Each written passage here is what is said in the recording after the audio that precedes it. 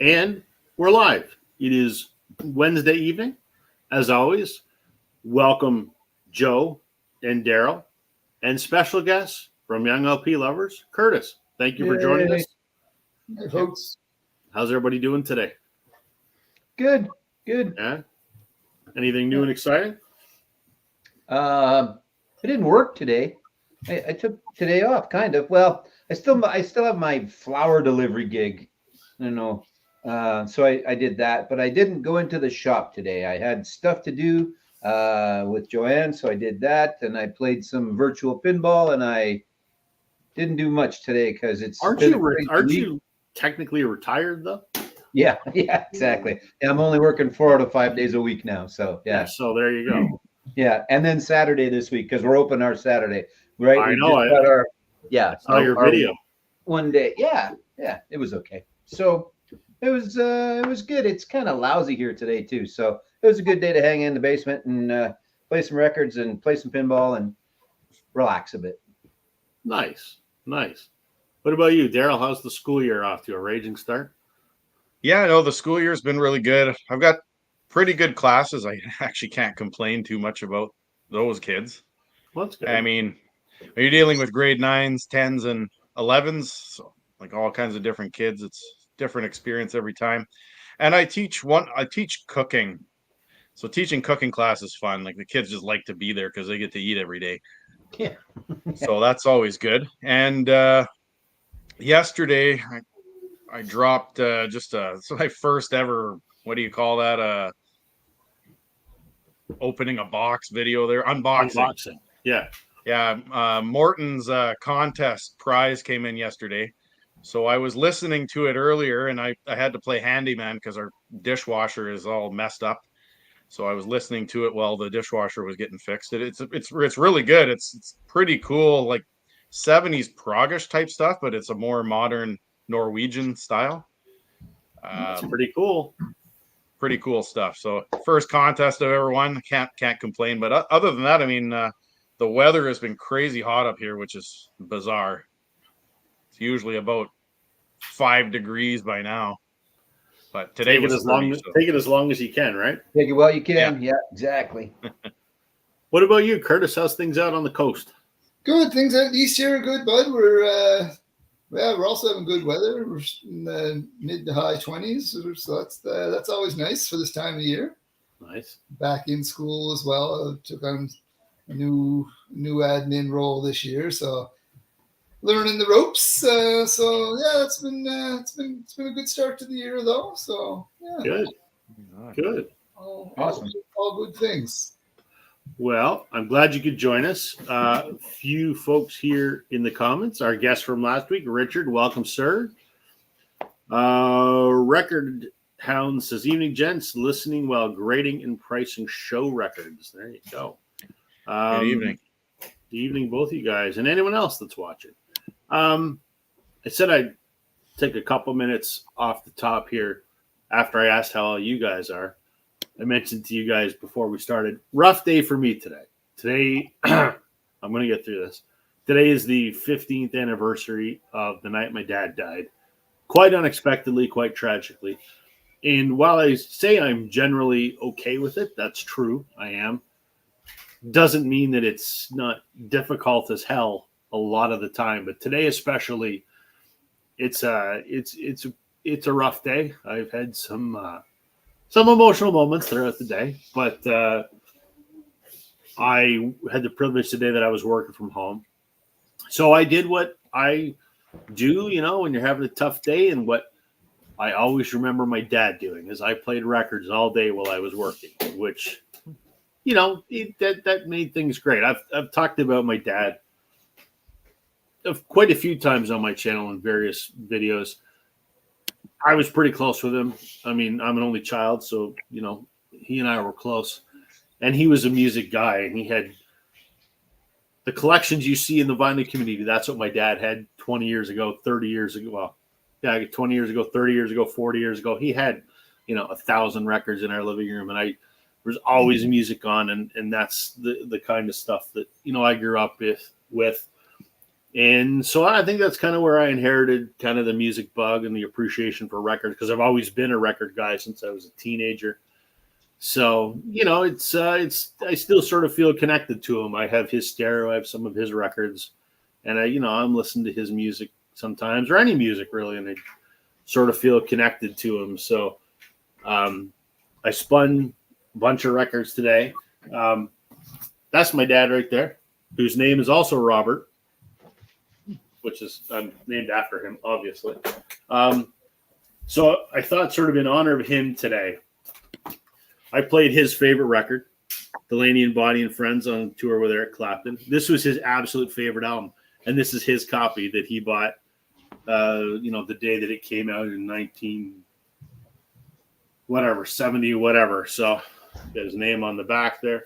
This is his. So I played this today and didn't make it through that without being emotional. But I'd said a couple other records I thought I'd share, and then we'll move on to happier things. But I've talked about this before. This is Dad's copy of Abbey Road, which he bought when it first came out in 1970 or 69, whatever it was. And I remember vividly the first time he played this when I was getting into music, and I just kind of went, holy shit, what is this, right? Because in my mind, the Beatles were, She Loves You, I Want to Hold Your Hand kind of stuff. And then I heard this, and I was like, whoa, especially that medley on side 2. I was just, blown away by this. So the first record I kind of ever remember Dad playing. Another record that was his that he just said, you've got to get, Buckingham Nicks, which was Lindsey Buckingham and Stevie Nicks before they joined Fleetwood Mac. Incredible album if you can find it anywhere. And then the last one I thought I'd share, speaking of Fleetwood Mac, this is Peter Green's Fleetwood Mac. This is their self-titled. This is a reissue from 2001, I guess. I bought this for my dad at Tower Records at Piccadilly Circus in London, England, and I brought it home and gave it to him. And now it's come back full circle. When he died, it was part of his collection that I kept. So just a few things kind of in honor of Dad today. I miss him terribly, and wish he was here, and I wish he could have met my son who's playing in the other room. But life is what it is, and we soldier on, and Curtis is rejoining us. So I think of him a lot today, and just wanted to give him a little nod off the top, because without his influence, I wouldn't be yakking here with you guys tonight. So move on to happier things now. So thanks for that. Richard says, Buckingham Nicks, why the hell isn't that in print? I suspect that's because of the animosity between Lindsey Buckingham and Stevie Nicks. And I don't think either of them wants each other to make money off of that album. So there you go. Joe's got it too. Great album.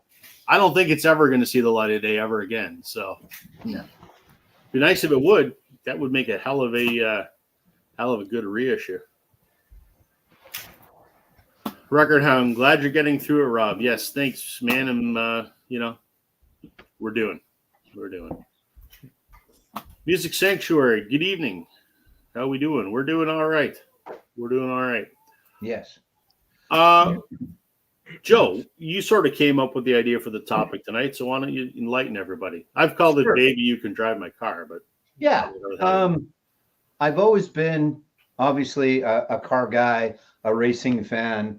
But there was the impetus for me anyway of this was, I don't know if any of you guys or anybody watching ever watched Top Gear, and then what turned into the Grand Tour. The three of them went out on Amazon and did that. But it was the last of Clarkson and May and Hammond together on the Grand Tour. It's the last one that's out right now.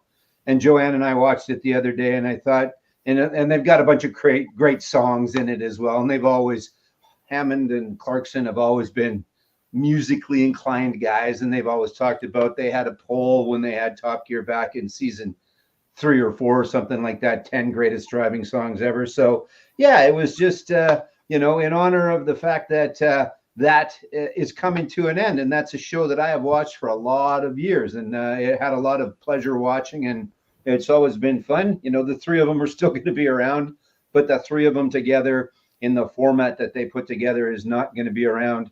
So I thought in honor of that, plus IndyCar ended on the weekend as well. Its season's done. So a couple of car racing things wrapped up for me anyway, and for others that may partake in those. So that was what I thought we'd go with. Not at first it was car songs, but car songs, driving songs, you get the gist. It's going to be whatever we want, but let's go from here. Here's the jumping off point, because I know I've got stuff that are not related to cars in any way, but are great road trip songs and things like that. So that's what I got pulled out for us anyway. So I think it was a good idea, and I sort of ran with that too. I'm like, well, I've got some car stuff, but I took it in the broader sense of, kind of road tripping songs. So they could be about road trips. They could be songs you listen to while you're on a road trip. They could be about cars, whatever you guys want to do with it. So exactly. Yeah. So Music Sanctuary, thank you. Joe, since you came up with the idea, you want to go first?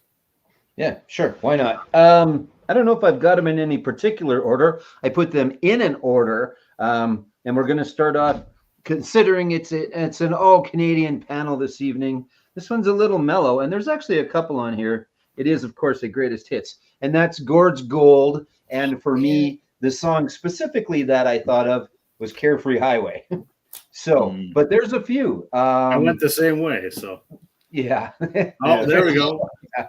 I mean, and Gord, really, we Joanne and I did that big Canadian road trip last year, where we went from Regina out to Ottawa, and around Lake Superior and things like that.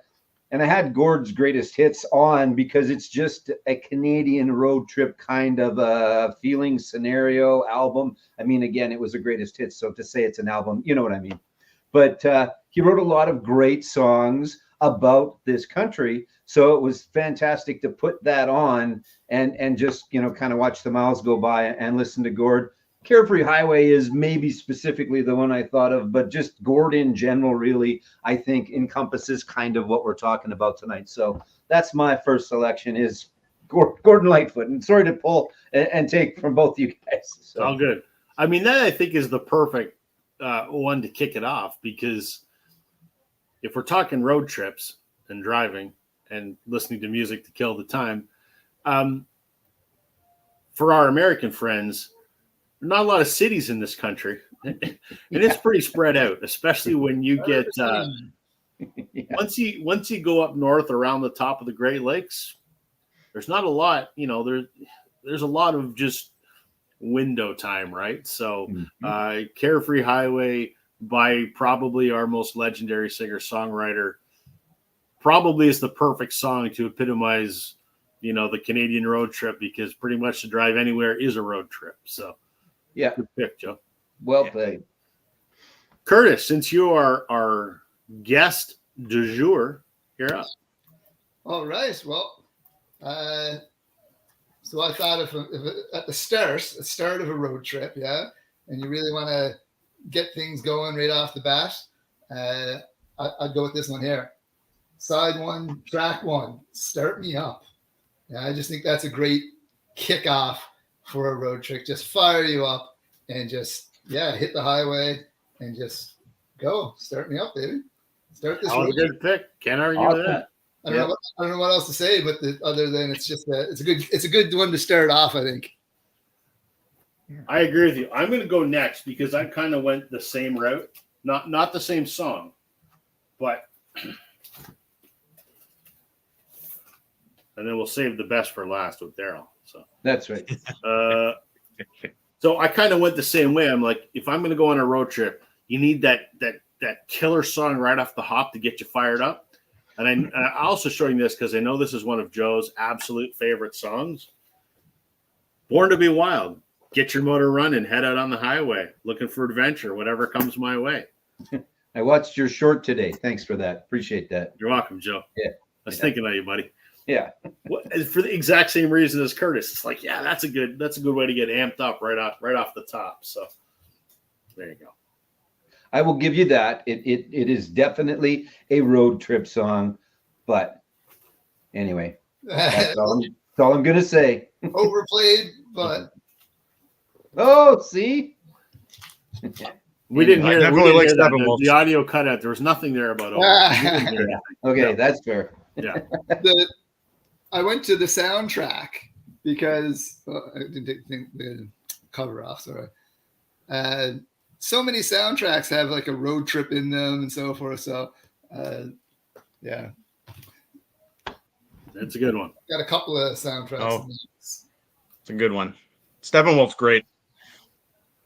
Agreed. Wrong there. There's always that debate. Are they actually Canadian or not, though? Yeah. Yes. I say they are. Yes. Yeah. Just like the band. Is the band Canadian? Yes, the band is Canadian. So. But the lead singer's not. So you're like, I don't know. Yeah. I'm going to go yes. Wikipedia says they're Canadian American. That's good enough for me. They're Canadian. North American. Yeah, there you go. Right on. What you got there, Daryl? All right, so I might as well go Canadian. This one kind of brings me back to my high school days. I remember when this album came out, whatever reason, my bus driver had it on cassette tape. He was playing it on the bus. I know that it's overplayed by some. You know, you watch some of these Pixar movies and whatnot, but I got to go with Tom Cochrane. Got to go with Life is a Highway. Mad, Mad World. I mean, can't go wrong there. That was my next one. So, yeah, it was the first one that came to mind as soon as you told me what the topic was. That was the first. Even my wife was like, "No, you got to go with Tom Cochrane." And to go along with what Curtis said, that's a good. That's of that same kind of song. That could be the first one that you press play on in the car because it's a good sort of get you psyched up for the road trip kind of deal. Yeah, that harmonica kicks in and it's great. Yep. When are you going to see him? You're going to see him. No? I'm going to see him. What am I? You haven't yet, I guess, is the gist, right? I have not, yet. But let me just check. I'm going to see him on. Gosh, when am I going to go see him? I had it in my calendar here. Sometime in early October. Okay, well that's good. That's like good. middle of October, something like that. Nice. So, quite looking forward to that. So, I think it's about 3-4 weeks from now. So cool. Yeah, too bad it's not the full band. I know it's not necessarily a road trip song, but Sinking Like a Sunset, I could listen to that in the car too, but more of a mellow track on that one. Well, that's kind of like you've been driving all day, and as the sun sets, sinking, on the horizon. That could be the coming home from camping on Sunday, like Rob when he's coming home from camping, he plays that one quite a bit. What's camping? Yeah. No. All right. Some comments here. Record Hound, awesome topic, by the way. I drove long trips in a taxi and made several road trip compilations. I bet. Yeah. You'd have to. I don't think I could do the taxi, cab, or Uber as an occupation because you got to talk to people too much. And that's not me. That is not me. I hate when I get into I don't take cabs, but when I travel for work, sometimes I take an Uber from the airport. I hate when they're chatty. I'm just like, I don't want to talk. It's not me. I don't know who you are. And not that I'm rude. I'm not a talkative person. So I would need to have music on if I was driving all day doing that. Richard, thanks for making me an honorary Canadian last week. I have a boatload of relatives up there anyway. Well, we're glad that you joined us, Richard, and we'd love to have you back sometime. Exactly. Definitely. Music Sanctuary, Steppenwolf is Canadian. That's it. That's the decision we needed. Absolutely. Born to be Wild is best peeled from the Easy Rider soundtrack because it starts with a motorcycle. True. That's good points. Richard says, heck, I'd go see Tom Cochrane. Well, come on up here. He's playing in like 3 weeks. Yeah, there you go. I'd like to see him with Red Rider one of these days, but it's okay. I'm kind of excited because he's playing the local performing arts theater in my town. And I think I probably have a pretty good shot of him doing a meet and greet after one of those shows. So he's on my list of Canadian musicians I would still like to meet. I've met many, but I'd love to say hi to the man and get a picture with him or something. So we'll see how that goes. See if he can join us next Wednesday. If he's sure. I'm sure he's got nothing else. Yeah, I'll join you guys on YouTube, of course. Sure. Yeah, exactly. I wish. Can you imagine if we did that and somebody like him shows up? Maybe we could have Dave Grohl on here to talk about his new baby. Yeah, they got a new member in the Foo Fighters. Should we won't get into it, but he was a dude I thought was a good dude. And he has now fallen out of that category, I guess. I mean, we're not all perfect. I have never been perfect. I've never professed to be perfect, but I've also never had a baby with someone who's not my wife. I haven't had a baby with my wife either. But anyway, he fell out of that category. So, yeah, I mean, that's a tough one. I mean, he does seem like the nice guy, and he's trying to make it right, I guess. But yeah, that's right. Man, it's to cheat on your spouse that you made a commitment to. That's I don't know. Yeah. Sorry, just waiting for my phone to go off. We've got like the national safety thing that when your phone goes off, you know what I mean? And I just heard Joanne's go off upstairs, so I'm just waiting for mine to go off. I'll Fair enough. It in behind, and hopefully she'll come down and tell me if we're all going to die. Well, if we see a jump over the back of your chair, I mean, we know that there's like a tornado coming and you're just ducking for cover. So that's right. Exactly. Fair enough. Do you have your box of must-take records ready? No, they're all at the store. Oh, no. I've got 2 locations, right? So that helps a little bit, but yeah. One of my go-to road songs is Radar Love. Great tune. Absolutely. Yep, it is. I haven't heard that in ages. All right. Joe, you're up again, round 2. All right. So in honor of that statement, I'm going to confuse things a little bit because I am going to show Golden Earring, but I'm not going to show Radar Love because I didn't go direct to that. But mine is Twilight Zone. So that's another great road trip song. First song actually had Highway, was a little, dedicated to the topic-ish. This just falls into the category of good road trip songs, good driving songs. Back in the day when I would race, I had headphones in and I had a little bit of a playlist during the race day, and Twilight Zone was part of that playlist or whatever. It just helped to kind of get you going. I listened to this album today too. It's good. It's not great. I'm not sure if you guys have listened to it lately, but that song just kicks ass and stands out because it is a really good song. They put out a lot of albums and had 2 big hits, but Twilight Zone is a great driving song. Afternoon, middle of the night. Obviously, Radar Love is the go-to in the driving topics, but mine happens to be Twilight Zone, and I just love that the drums in that is just so good. The whole song is great. But anyway, that's my next one. What did you used to race, Joe? Stock cars. Okay. I announced lots, and then for a couple of years, a buddy and I put together a car and we raced a little bit. So yeah, it was fun. It was really fun, actually. Back in the day, like 25 years ago or so. So when I was still a teenager. Yeah, exactly. That's right. And Daryl would be probably a teenager back then too, right, Daryl? Yeah, I'm a 79 baby. I'm 78. Curtis, you're probably a little bit older, right? No, 80.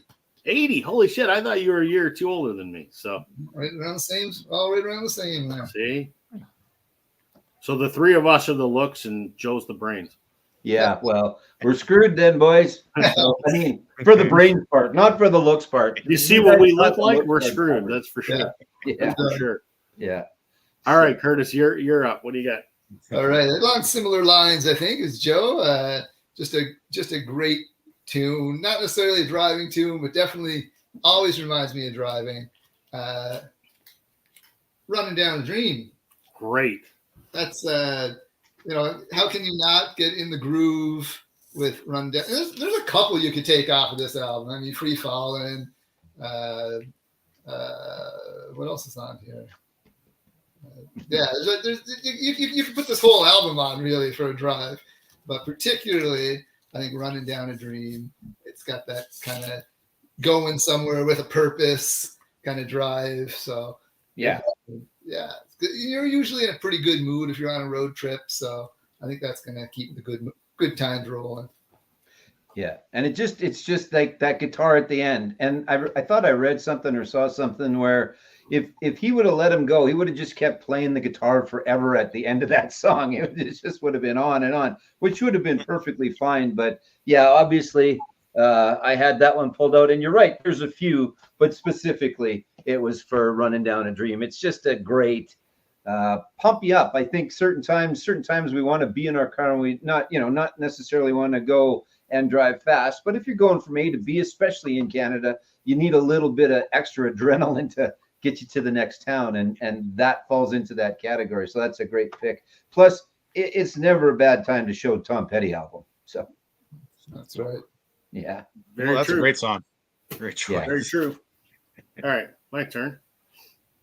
If I hit the right button here. Here we go. I'm going to go slightly different on this one. This is not, I mean, this is a great song, kind of a sing-along song, which is important for a road trip. But this is a song about a road trip. So I get it kind of like a bonus on that. Me and Bobby McGee. Yep. Great Janis Joplin. Song about her and a boy, kind of hitchhiking across the country, essentially. Great song. I've actually had the privilege of seeing it done live, not by Janis Joplin, obviously, but it was written by Chris Christopherson, and I have seen him perform this song live, which was fun. His version's obviously a little different because he's a little, doesn't have the energy that Janis Joplin does, put it that way, but great to see it done by the guy that wrote it. So a song about a road trip for a road trip. Me and Bobby McGee. Good choice. Good choice. A few weeks back, I actually got that album from somebody from their collection for free here in Moosonee, and I'd never heard the entire album. My dad wasn't a huge Joplin fan, so I never really got to listen to that when I was a kid. But I listened to that whole album. It's fantastic, like the whole thing. Yeah, start to finish. I mean, it's the greatest hits for a reason. I mean, I've got Big Brother and the Holding Company and whatever, and I actually don't have Pearl, but I need to get it. But I mean, I just need her greatest hits. But I mean, what a hell of a greatest hits record. What you got for us, Daryl? All right, so last week I actually featured this artist's album, not this one, but I featured a different one last week, and I pretty much considered it a greatest hits minus the one song that was kind of on side one. But this is the other one, and this is a title track, but the song Born to Run is a pretty good, just the guitar and everything. That's an excellent road trip song right there. Yep. Especially up where we are. I mean, there's actually a spot on the highway on the Trans-Canada where between the two towns, there's not a single town, not a single gas station. I think it's 2.5 hours between them, between Kapuskasing and Hearst. Or no, Hearst and Longlac. It's like 2.5 hours of nothing. Oh. And that's a great song. I mean, it's one of those songs that I think that if you listen to it at the wrong time, you're going to get pulled over for speeding. Because it'll get you going, I think, that one. Yeah. I doubt there's anyone going to catch you speeding near Hearst. I can't imagine that the Ontario Provincial Police would deploy a lot of resources that way. I thought you have that one on your list, Rob. I know you're in you're in your Springsteen era. I am, and I'll show some Bruce next round, but it isn't that one. But I do love Born to Run, one of my favorite album covers of all time, because I don't know if anyone knows, but I'm a bit of a Telecaster guy. Yeah. Bruce has a Telecaster on the front of that one, so yeah. All right. I always wanted to do that thread there. What was it? The albums with guys on their axe, but I think almost everybody showed that album. Yeah, like Axeman. I thought about it and I made a list, and then I just never got around to it. Same. So, where are we here? Okay. Richard says, I loved when Mazzy started his San Francisco road trip video with Dada's Disneyland. It's a bit of a dark song lyrically, though. I don't know that song. I don't know that one either. It's a weird one. If I remember it, it's pretty weird. They were playing it in the pubs when I was in university, but it's a very different style, that Disneyland. Well, if it's Mazzy, he's got a lot of different stuff, so that's not surprising. Fog Hat, I Just Want to Make Love to You is a fun road trip tune. Yeah. It sounded like Rob said greatest tits album. Well, there should be some greatest tits albums. That would be fantastic. I mean, we could have a whole topic about that. Who could make a greatest tits record? But you gotta grab that one Carly Simon album. There's that one. There's a Linda Ronstadt album. You showed Buckingham Nicks earlier too. My copy. You know how people write on the front of their albums. Someone decided they would sign just about where it just and it's just stupid. But anyway, there you go. It's my next choice, so I'm not going to say anything else. But it's coming up. It's coming up. Okay. Music Sanctuary says, "I'll say it. Sammy Hagar, I Can't Drive 55. Somebody had to." I'm surprised it took 31 minutes for that to come up. So yes. Richard says there's a stretch of I-70 just past the Colorado border, west into Utah, 115 miles of no services, but the scenery is epic. I can imagine the scenery's got to be epic there. Wow. Yeah, that'd be great. We have some epic scenery out west, and we have some epic scenery north, but where Joe is, there's not much. There is. You just have to get off the number one. But true. Yeah, yes, you're right. Yeah, you're right. Yeah. They could have maybe made it a little more scenic, but for expediency's sake, I don't think that was the point. So no, exactly. As soon as you get about 50 kilometers on the east of Winnipeg till you get to Calgary, it sucks. Yeah. But the rest is pretty cool. Once you leave Brandon, it's all over with. I had a friend of mine, and he was a little bit crazy, but he was driving a minivan, and this is a story he told. He was on a stretch, a road, the Trans-Canada along that stretch somewhere, and he was driving the minivan, and he had the back windows open, and it started to rain really badly. And so rather than actually stop his car, he put it on cruise control, got out of the driver's seat, walked to the back, closed the windows, and got back into the driver's seat, and the car didn't move because it's flat, it's straight, and there's nothing. He goes, "What am I going to hit? Nothing." Yeah. And I said, his name was Bruno. I go, "Bruno, you are fucking crazy enough to do that." So born to be wild, baby. There you go. Yeah. Born to be wild in a minivan. Yeah. I think of other wild things that one might do in a minivan, that not being one of them. No, but you'd probably need the windows open, though. Maybe. You don't want them to fog up. Just saying. All right. Joe, let's go around the horn again. All right. Well, let's do it because you're going to save it. And maybe we're good. So those guys both had the album Born to Run. Maybe we've both got the same, because really Springsteen, we could just keep doing Springsteen albums. We could. And there's a song on every album, and there's more than one song on every album. Right. So what I'm going to go with, to continue in the vein of Bruce, I don't know if this is the one that you're going to show. Okay. Nope. So I'm probably not going where people think I'm going to go. Yeah. There's a few on here, but specifically for me, now whether it's a road trip song or not is to be debated because it's very mellow. But Racing in the Streets is the song for me that's on here. Probably easy in my top 3 favorite Bruce songs. Just a fantastic song. And yeah, it's 100% Bruce Springsteen, right? From start to finish. It's all the things that he talks about and the way that he talks about them and the way that he writes his music. But I just love it. The first time I heard this album, it stuck out on a very, very good album. I think I've said before numerous times, this is my favorite Springsteen album. But, like I said, we could just have Bruce Springsteen as the honorary captain of this whole road trip thing. Like Badlands is on here, and but Racing in the Streets was specifically why I pulled this one out. So he and Bon Jovi like to go out for long drives. Maybe we ask them to come along with us. Exactly. That's right. Yeah, that's right. They go out, they head out. I don't know if they take their bikes or I'm not sure what they take. No, they just get out in the car and they just drive and leave their phones behind and just go. Yeah. And save people on bridges. Yep. Amazing. Yeah. So there you go. That's I will ramp up how excited I am to see Bruce Springsteen in about a month or so.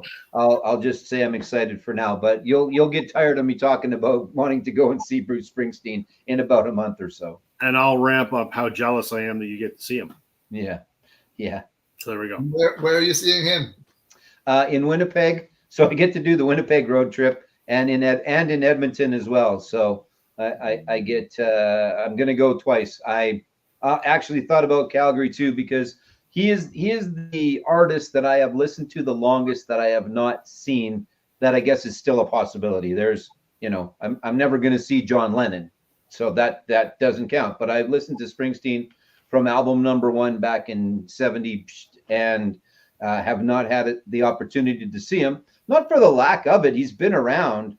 I never had the time and or something to travel to concerts, and now I just screw it. I'm going to stuff. So I'm going to go twice, and who knows if the mood hits me and there's a ticket in Calgary, I might do that too. Because although I am at the shop, I am still retired, kind of. So if I really wanted to, it's like, okay, I'll be back after I go and see Bruce one more time. So I have this contest, so maybe I'll win. Yeah, so that's good. Yeah, I am really looking forward to it. Because it's supposed to still be a Springsteen show, not crazy 70s Springsteen show, but 70s or, still a good Springsteen show. Anyway, I don't know if you can see that. That was my race car. There you go. Yeah, it was CASCAR, which is the Canadian version of NASCAR. It was the junior series. It was fun. We raced for a couple of years. I never crashed. Nobody died. It was fun. Away we go. So it was good. That's important, especially the nobody dying part. So it is, exactly. Curtis, you're up next. All right, we're keeping it right along the same vein here, very, very close, and it is a greatest hits album, greatest tits album. Greatest hits album. That's what I said. Now, there's a couple on here I could have picked. There's Wild in the Streets, there's Want It Dead or Alive, but I'm going with Living on a Prayer. Oh, you got the Japanese tit cover. My God. The good cover, yeah. I've been looking for one of those for years, man. And there's the Slippery When Wet sign on the back. Yeah. So it's just fun to show this cover as well, right? So I'll take it out. There we go. There you go. So you get a good look at it. Yeah, but Living on a Prayer, I think, is one of those songs where you could just, it's just a classic tune. You could just drive along and drive all day, right? Want It Dead or Alive's good. Dead or Alive is good too, because it's kind of like a sing-along song, right? And if you've got a crew of people, you can all sing along. So could go either way with that one, but there you go. So, I'm jealous, man. Yeah. Shit. We were on a bus full of football players a few years ago. Yeah, and Living on a Prayer comes on, and everybody starts singing it, and there was old guys like me, and it was the women's tackle team that I help out with, and there was young 20-year-olds, and it doesn't matter. Everybody knows that song and sings along, and it was a blast. It was fun. It's always good. It's always good. If that cover ever comes into your store, Joe, don't put it out in the store. I know where it goes. I'll pay to ship it and all that other fun stuff. Sounds fair. All right. Wonderful. I will do that. Wonderful. All right, I guess I'm up next then. All right, let me hit the right button again. Okay, so I'm going to go Bruce too, just to keep the Bruce thing going. Off of this incredible album, my favorite Bruce song, Open All Night. Because that is, it's bare bones. It's Bruce and an electric guitar. But it's got a real driving beat to it.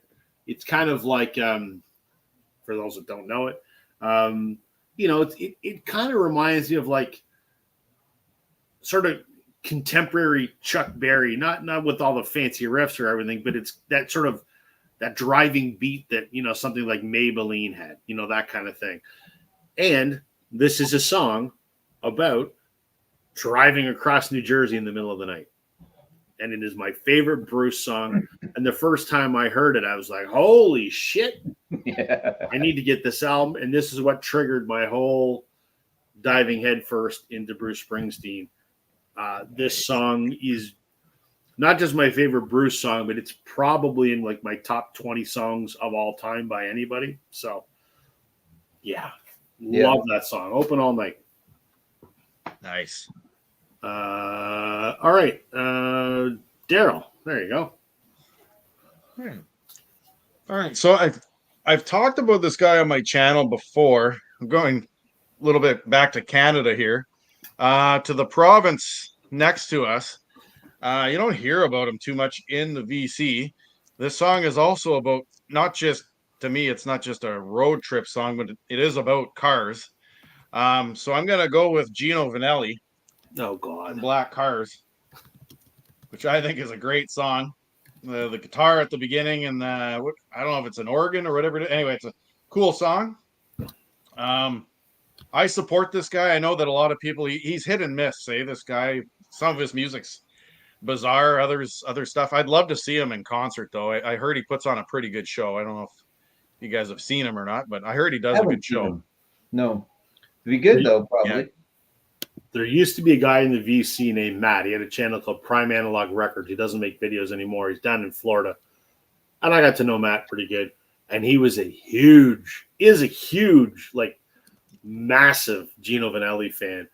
And one of the first videos I ever posted was a Canadian thing. And he gave me shit in the comments because how dare you talk about these Canadians and leave out Gino Vanelli? And I go, the fuck am I going to listen to Gino Vanelli for? Like, no, thank you.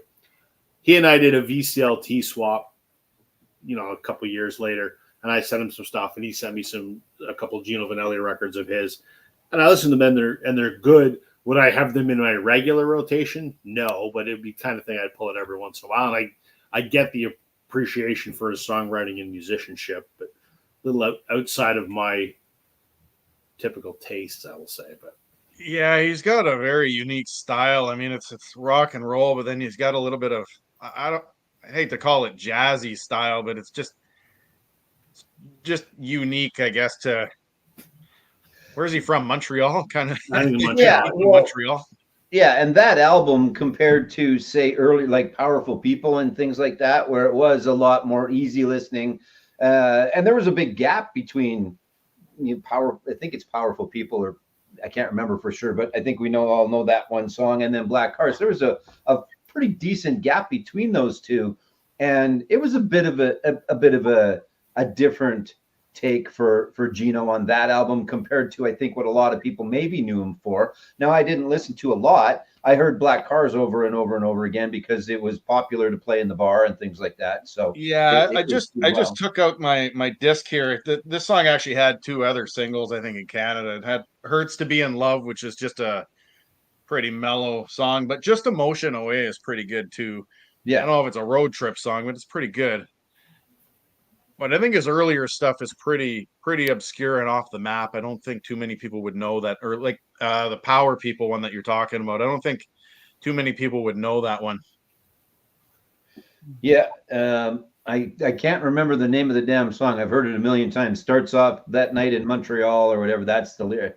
And so, yeah, I always heard Black Cars was a reference to women in the bar, that they look better in the shade or something like that. I don't know the exact and I don't know if that's real or not, but that was always what I had heard, was that Black Cars was a reference to females in some way, shape, or form, and in the bars or in the clubs or something like that.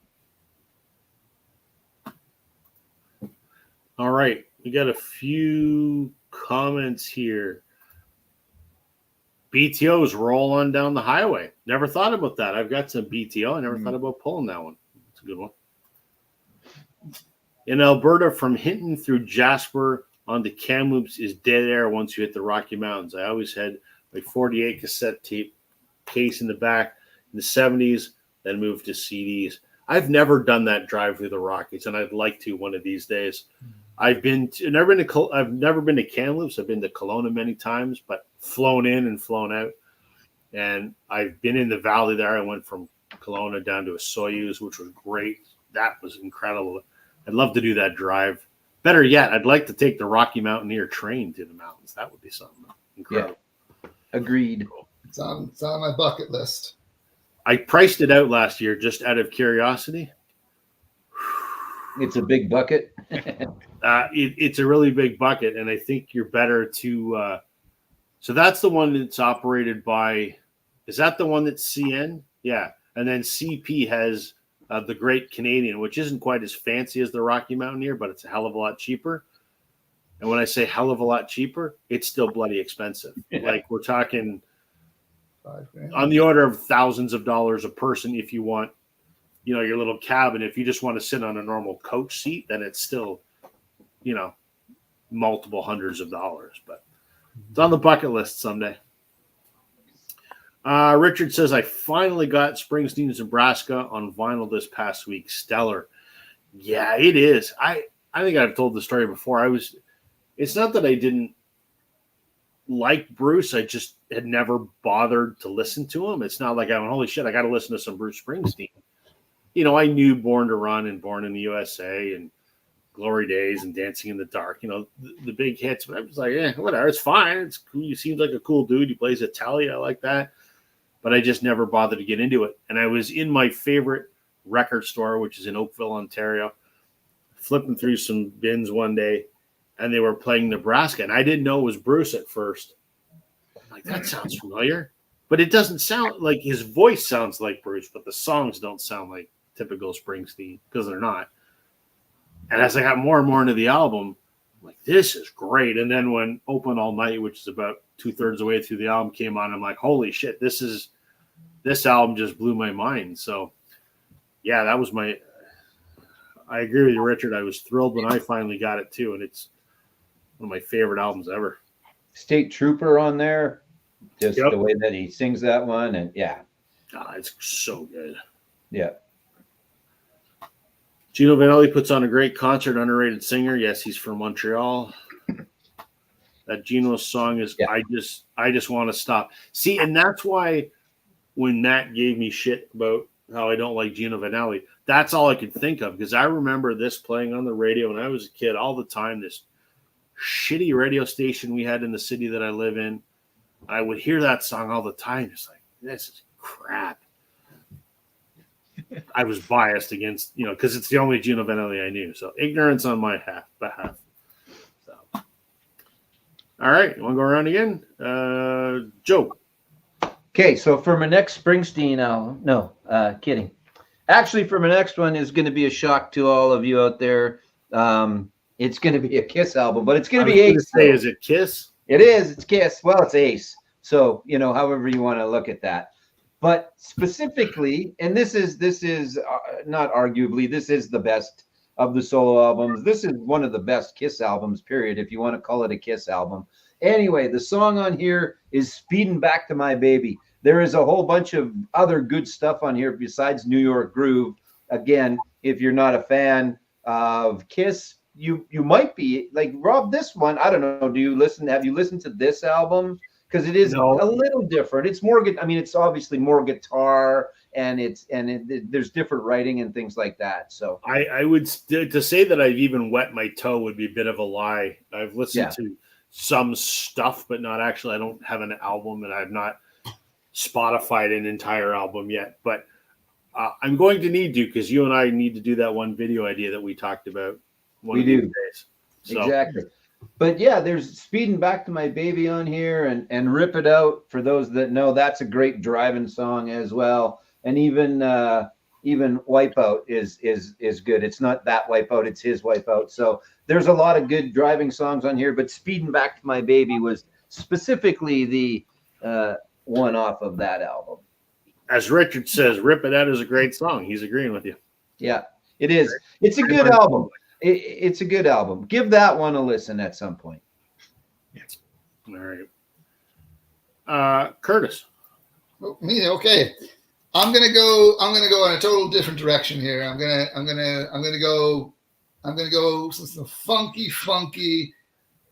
influenced hip hop. And I'm gonna go real 1994, and the only thing I have it on is this, a cassette tape. Can you imagine? What is that? Oh wait. Oh, right. That is Coolio Takes a Thief, and the song is called "Fantastic Voyage." It samples 70s funk song "Lakeside." Is the sample on here, and it's just so funky, it's so groovy, and it just I absolutely love it. It gets me going. If I'm going on a road trip, there we are. Coolio is coming with me on this road trip. That's good. That's fantastic. Wasn't expecting to see Coolio today. That's great. No, but that's good though. That's the thing. We all take different road trips. Yeah, definitely. And I love that kind of like funkadelic kind of sound, and mixed with the hip hop beats. It's and actually it's not even really mixed. It's almost just him rapping over that funk track, really. So it's really good groove. Awesome. And I can say nothing intelligent about it because I've never heard a Coolio song in my life. So yeah, that's where I start with you. Yeah. All right. Me.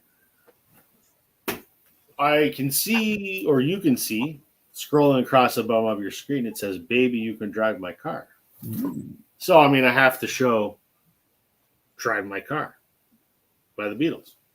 When I said to the wife tonight, she goes, "What's the topic tonight?" And I said, "Road trip songs." And she without any prompting, she went, "Baby, you could drive my car." And I'm like, yeah, well, that's one of the songs that I'm going to talk about. So, the lead track off of the Beatles' Rubber Soul, great song.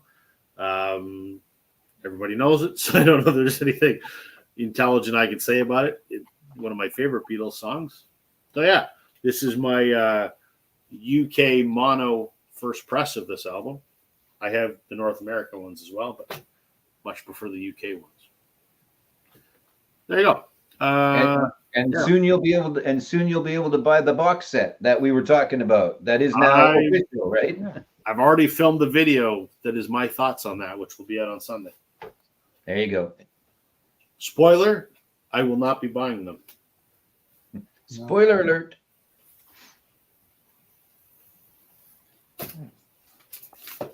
What you got there, Don? All right. So sometimes, every now and again, I'll try to picture myself as to what I think I would have been doing if I had lived back in the 60s. Tragic story for this duo, kind of how things turned out. Do a lot of Beach Boy covers too. But for whatever reason, I could have seen myself just driving in a convertible, going down to the beach with a little bit of Jan and Dean and Surf City, maybe some Help Me Rhonda or Little Deuce Coupe. I think that'd all be good road trip songs. Dead Man's Curve's a good song, but pretty bad connotation if you're driving with it. Yeah. But no, I think it's, these guys are underrated. But I mean, if you like the Beach Boys, I don't know why you wouldn't like Jan and Dean. So I think that's a pretty good.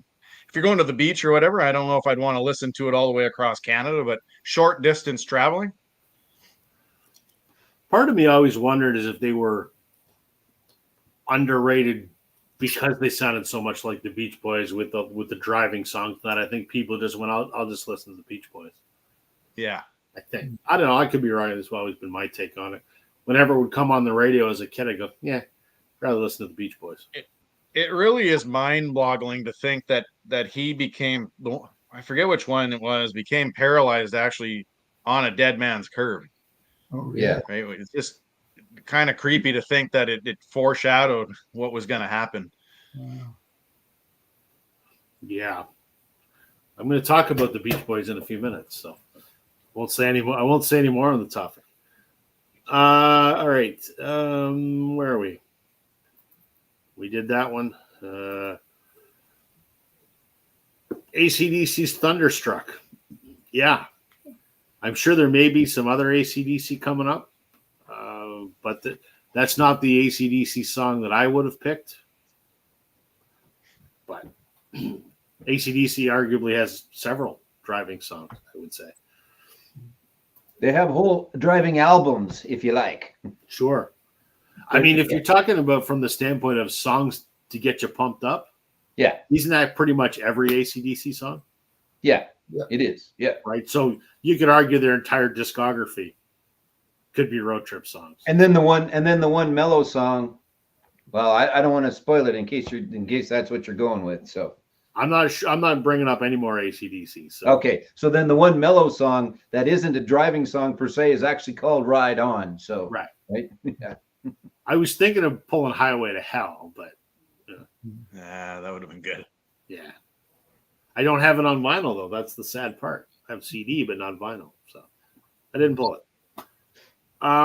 Richard, weird that the Beatles US box doesn't have the later Beatles. And no, it's not weird actually, because the ones that they issued in that. Okay, well, let's circle back for those that maybe don't know.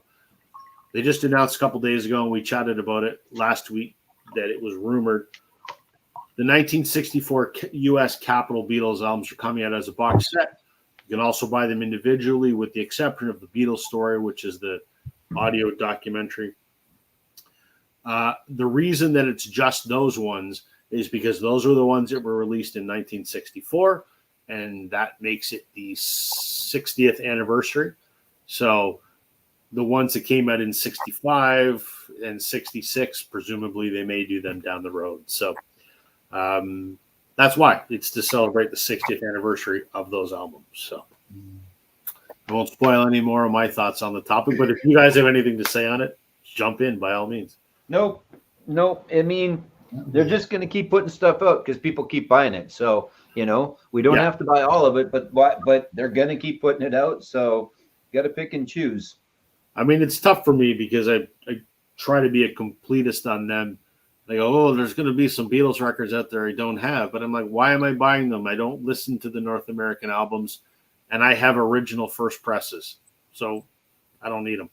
Yep. Save my money for other things that I don't have. More exciting. Now I've just spoiled my Sunday video. God damn it. Oh, well. Whatever. Jan and Dean also had some very funny and sometimes very dark tracks.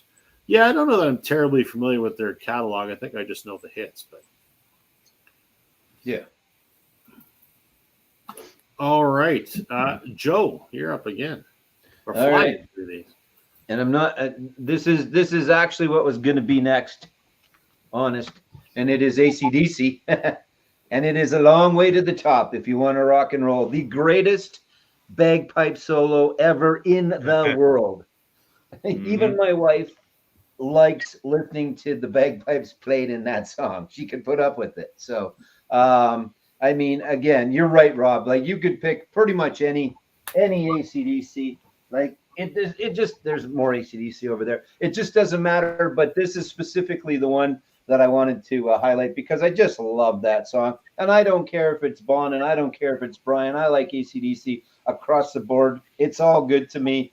But man, like this was early on, and to get your shit that together pretty quick, it was great to see. And I could listen to this album. Well, I can listen to all of them, but I could listen to this album ad nauseum probably to everybody around me.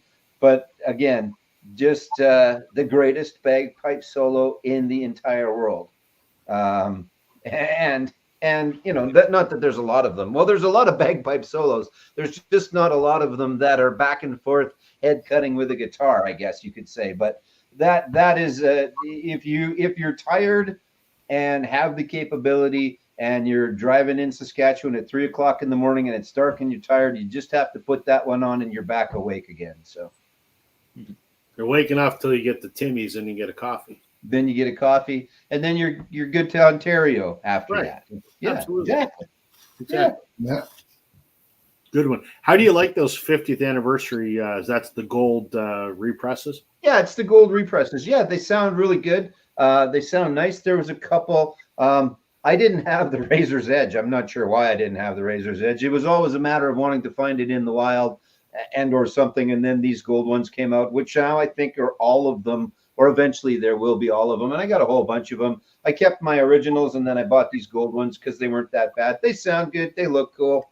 You know, you get a few extra little pictures and shit like that in them, so they're okay. But they sound good. So if you're out there and you're looking and you want to pick up some AC/DCs, don't fear that they don't sound good because of the gold. They do. They sound great. So I think they sound fine. So while you were holding that up, I got to say that does not look like a Vinyl Storage Solutions inner sleeve. I don't know. There's the 50th anniversary poster in the back. You're changing the topic, Joe. Hey, you're changing the topic. We're talking it about is a Vinyl Storage Solutions outer, and it's a Vinyl Storage Solutions inner that's spelled incorrectly. Oh, fair enough. We'll go with but that. it is an outer for sure. All right. There's a little bit of a mix. Thanks for mentioning that, Joe. If folks want high quality inner sleeves, I recommend you go to vinylstoragesolutions.ca and use the promo code Northern10 to save 10%. Just saying. Exactly. Did you get those samples yet? Did he send them to you or no? No, not yet. But I ordered some other stuff because actually, thanks everybody. I had a mountain of store credits sitting there because they're actually done really well. I make an incredibly tiny commission every time I make one of those stupid. Not every time I make one of those stupid plugs. Every time someone orders something, I make it very. We're talking pennies, but it's amassed quite well. So I ordered a bunch of stuff, and I had tried a couple of their products that I hadn't tried yet. Like they've got some really oversized box set sleeves. I ordered some to try, and I got their inner and outer sleeves for their 10 inches. I tried both of those. I'm going to do a quick little video on that too because I hadn't tried them before, and nor had I found any good box set outer sleeves, which was my primary thing I was looking for, but I also hadn't seen any 10-inch sleeves anywhere. So I'll do a video about that, but suffice it to say, very good. Very good. Both of them. I just got this in the mail yesterday. It is a record brush that I got from Vinyl Storage. Nice. Yeah, so it's an anti-static brush. I'm going to try it out. Yeah. Cool.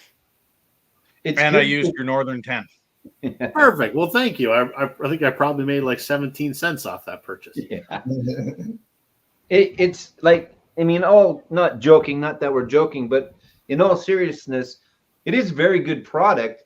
They're Canadian. There's no reason not to support them. Their price is comparable, if not and better than others out there as well. So yeah, it's a no-brainer if you're looking for that stuff. And we all put the sleeves, ins and outs on our we all wrap up.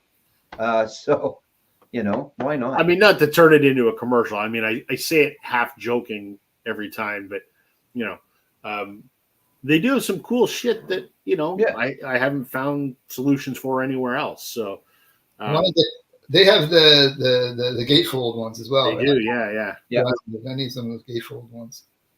Well, I know if you use a promo code Northern10, you'll save 10%.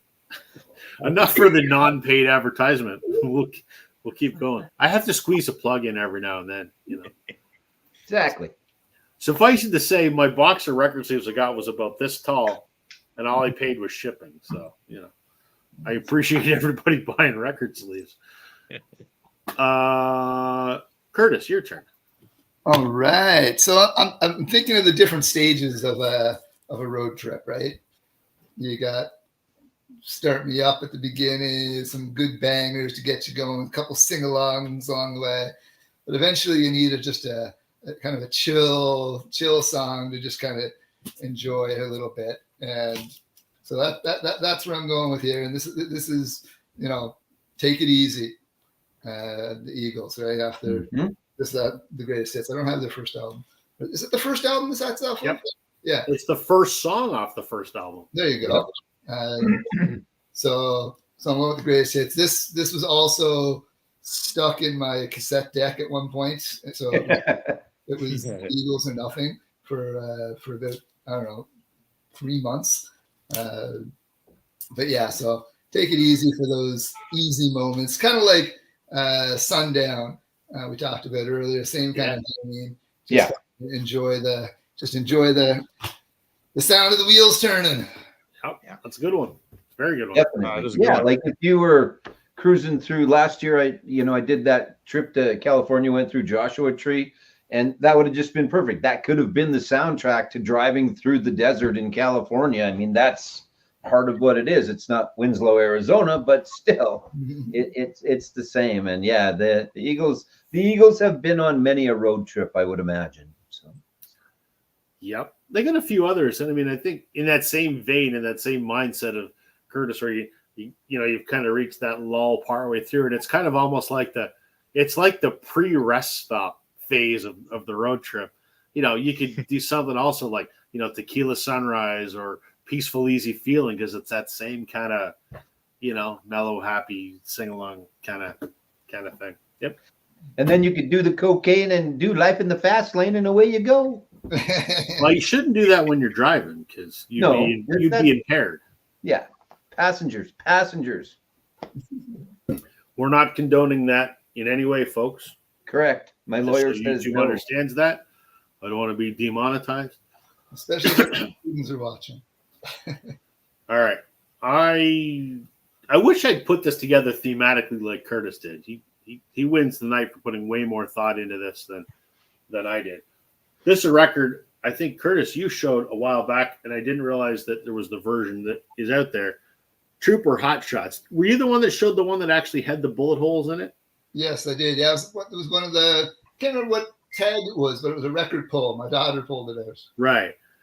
Mine doesn't have the actual bullet holes, and I've never even seen one of those, but I love Trooper. And there's a song on here that is a driving song, I think, and it's also an up-tempo, and I would love to hear it when I'm driving, and that's The Boys in the Bright White Sports Car.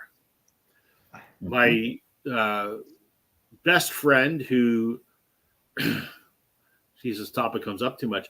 My best friend who died of a massive heart attack when he was 40, he and I used to go driving, and he had like a late 80s Buick Regal, and it was white, and he just thought it was the coolest car in the world. And I went, my parents had one of those when I was a kid, but okay. But he thought it was a sports car. So we'd go driving around in his Buick Regal, and he'd always be blasting The Boys in the Bright White Sports Car. Good driving song. It's about two guys. What the hell were their names? There's the guy was Jack of all trades, Sam, and Jerry the Garbage Man were the two boys in the Bright White Sports Car. But it's just a fun song. Trooper is a Canadian rock band from 70s. I think they're still doing like the casino circuits and stuff. I saw them about 10 years ago. I've said that they sort of remind me of Cheap Trick a little bit for some of their stuff, like General Hand Grenade kind of reminds me of kind of like Surrender by Cheap Trick. So fun band, but Boys in the Bright White Sports Car. A driving song. I don't know how I forgot to take that one out. What's that? I don't know how I forgot to take that one out of my collection for this. That's a great album. And it's not only is it a good road trip song, but when I used to be in a cover band up here in Moosonee, that's one of the songs we used to play as Boys in the Bright White Sports Car. And it's a fun song to play. It is. If you play just in a fun, goofy band. They are on the road still, but it's none of the original guys anymore. Brian, the guitar player, and Ray, the singer, we're still there up until last year, maybe the year before, and still doing like the summer, those little festival trips and things like that and tours. And I've met both of them. The hotel I used to work at, they always would stay there. So they're good dudes, and they're just a fun party band. Like if you need a party band, them, Doug and the Slugs, like there's certain ones where that's just who you get, and they can go through their hits, and they've got some mellow stuff. But yeah, I mean, there's a lot of, obviously, Boys in the Bright White Sports Car is the on the nose one, but you said it yourself. General Hand Grenade's a great fun driving song as well, and Santa Maria. And to Record Hound's point here, Raise a Little Hell. That was their big hit in the U.S. That's a hell of a driving song too. Yeah. They were just a great band. They were just a really good band. They still are. It's just not them anymore. So. Well, right. As Rick is saying here, Ray McGuire is retired. It's kind of a tribute band now. Yeah. Yeah. But Music Sanctuary says, I was just thinking Trooper and Boys in the Bright White Sports Car. Good choice. Very good album. I don't know how many albums they had, but I've got Thick as Thieves, and then I've got this one.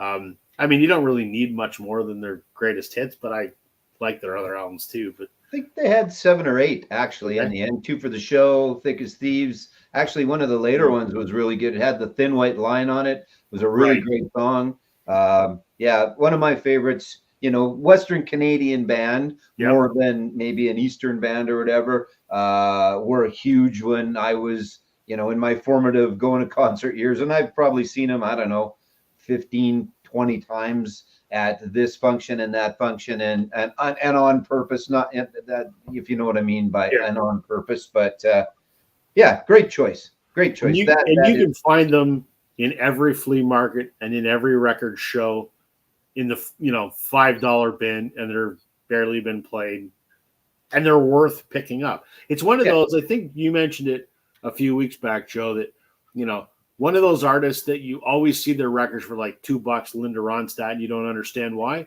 Trooper is another one of those. You see them dirt cheap, and I don't get why. They're fantastic albums. Yeah, they're really good. They're really good all around albums too. And like I say, that latter one, I can't remember what it was called. It's over there. I think I've got every Trooper record, I think. So I could tell you how many there are, but that would mean I would have to get up. I do have the bullet. I have the one with the holes in the cover. So. If you find one of those in your store, Joe, let me know. Okay, I will. I'm keeping a lookout for it too. So, okay. What you need Thick as Thieves on gold vinyl. I got it. Yeah, I don't have the gold version. I have a version, but not the gold version. Yeah. The ballad "Pretty Lady" really showed Ray's great voice. Yeah, that was a hell of a song. He had a good voice for sure. Yeah. He was a very good front man. There's those guys that just can draw in a crowd, and he was certainly one of them, and always put on a great show. And Brian's a solid, good guitar player. So, Record Hound says that the gatefold version of this with the bullet holes is fairly common in Southern Ontario. I'm in Southern Ontario. I think probably because I didn't know it existed. So every time I just flip by it, I just assume it's this and keep going. So thanks for the tip. I might be going to the Toronto Record Show on Sunday, so I'm sure I'll probably be able to find it there. Yeah. All right. That's a whole lot about Trooper. Yeah. They're good though. They are. Good. All right, Daryl, you're up. All right, so I'm going with the Greatest Hits album. This is going to be kind of a greatest hits. This one's definitely a Greatest Hits. It's kind of a twofer though. I'm going to talk about 2 songs on this one, and I couldn't do that. It's got a picture of a car on it, and the band legitimately is named The Cars. So we go with the mellow Drive. I just like that song by The Cars, Drive. That'd be kind of towards the end of the trip, but you might think it is a great road trip song. The guitars, everything on that, you might think is a great tune. So I think I have that album in my collection with You Might Think, but I was too lazy to look for it. I just went straight for the Greatest Hits. So, and I mean, it's just, I don't know, you got to love the album, the high heel foot there and the car in the background. So I think it kind of describes everything that I think Joe had talked about when we came up with this topic. Yep, I'd say so. Yep. Cars underrated in your guys' opinion? I mean, I love the Cars. I don't think they get as much recognition as they should for their time frame and the music that they put out. They were pretty solid in that new wave rock and roll category, and album after album after album were always pretty solid. And I don't think they get a whole lot of love. Maybe that's a perception that I have that's wrong, but no, I agree, Joe. And I think even more so as a singer, I think Rick Ocasek gets very little recognition. Yeah. And that includes his solo career that he took on later on. Because I mean, both the solo and the group itself, I mean, it's fantastic. Yeah, and that's the thing. And you know, I've got some in the shop that just sit there. And for me, it's hard to say. I mean, people come in and I'm expecting them to take certain stuff. Like I do my 12 things that shouldn't be in the store video anymore, and that's not necessarily fair because maybe they've already got it. But the Cars is another band, much like Linda Ronstadt, where I think it should come in and go back out the door right away again, and it doesn't. But they sold a whole lot of records, so it's I guess it's a bit of a catch-22 where there is a whole bunch out there. So maybe that's why I have so many of them in the store, and maybe everybody does have them already. I just think they're a little underrated but again, I'm a massive fan. I don't know much of their stuff at all, to be honest. I don't know a lot of new wave in general, really. So yeah, I'm kind of in the same boat as you, Curtis. It's not that I don't like them. I've just not bothered to expose myself. That's not the right way to say that. Yeah, I've not decided. Yeah, I think if you're gonna, go ahead, Rob. I was gonna say I have not decided to educate myself on it. Let's go that way.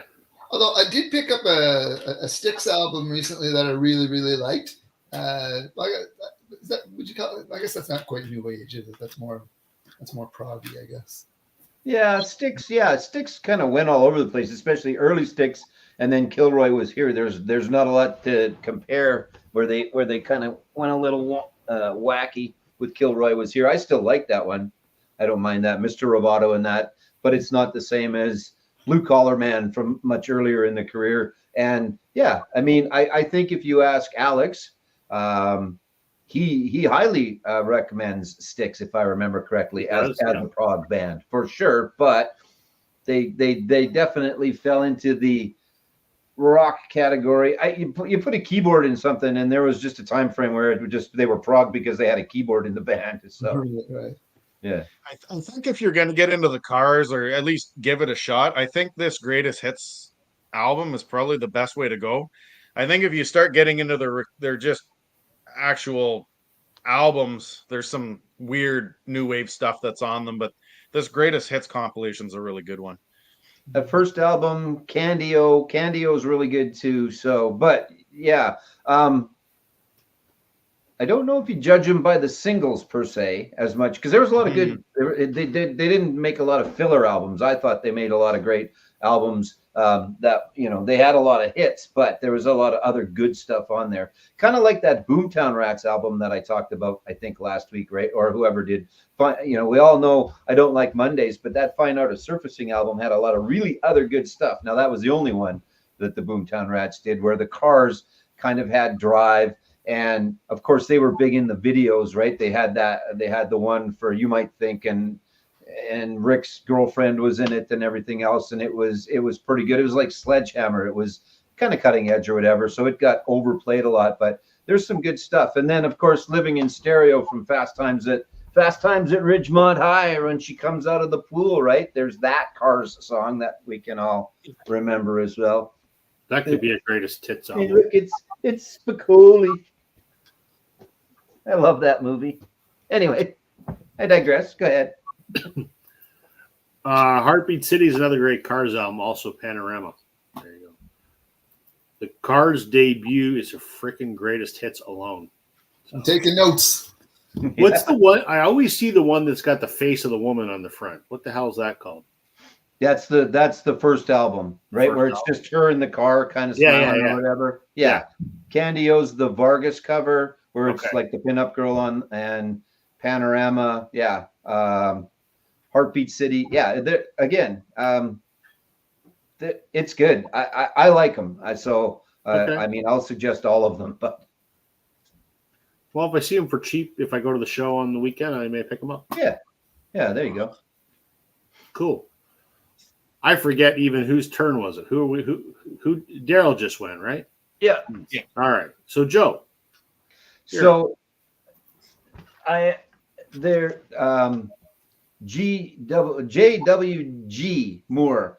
Two classic rock songs are Highway Star by Deep Purple and the other one. But yeah, Highway Star by Deep Purple is when I came up with a topic, I started to think of it. It definitely made my list pretty instantly. Great driving song. Yeah, just a great song, period. And there's some other ones, definitely. Burn is another great driving song. But yeah, Highway Star from Deep Purple is just a perfect get you going, get your adrenaline going. The foot goes a little further down, and it'll get you a ticket. It'll get you a ticket kind of song, right? Yeah.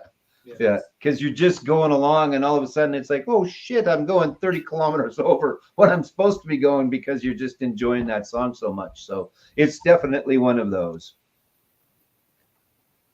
Fair enough. Curtis.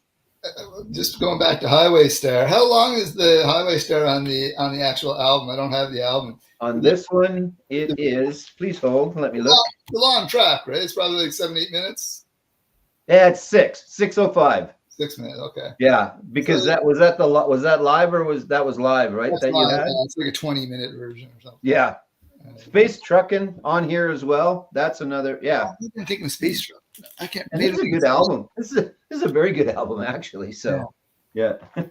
I'm a Deep Purple kind of a guy. Like I say, Burn is great. That's another one that'll get you going as well. So, and again, a lot of keyboards, just a lot of wailing on the keyboards, a lot of that stuff. So, lots of time to put your foot down.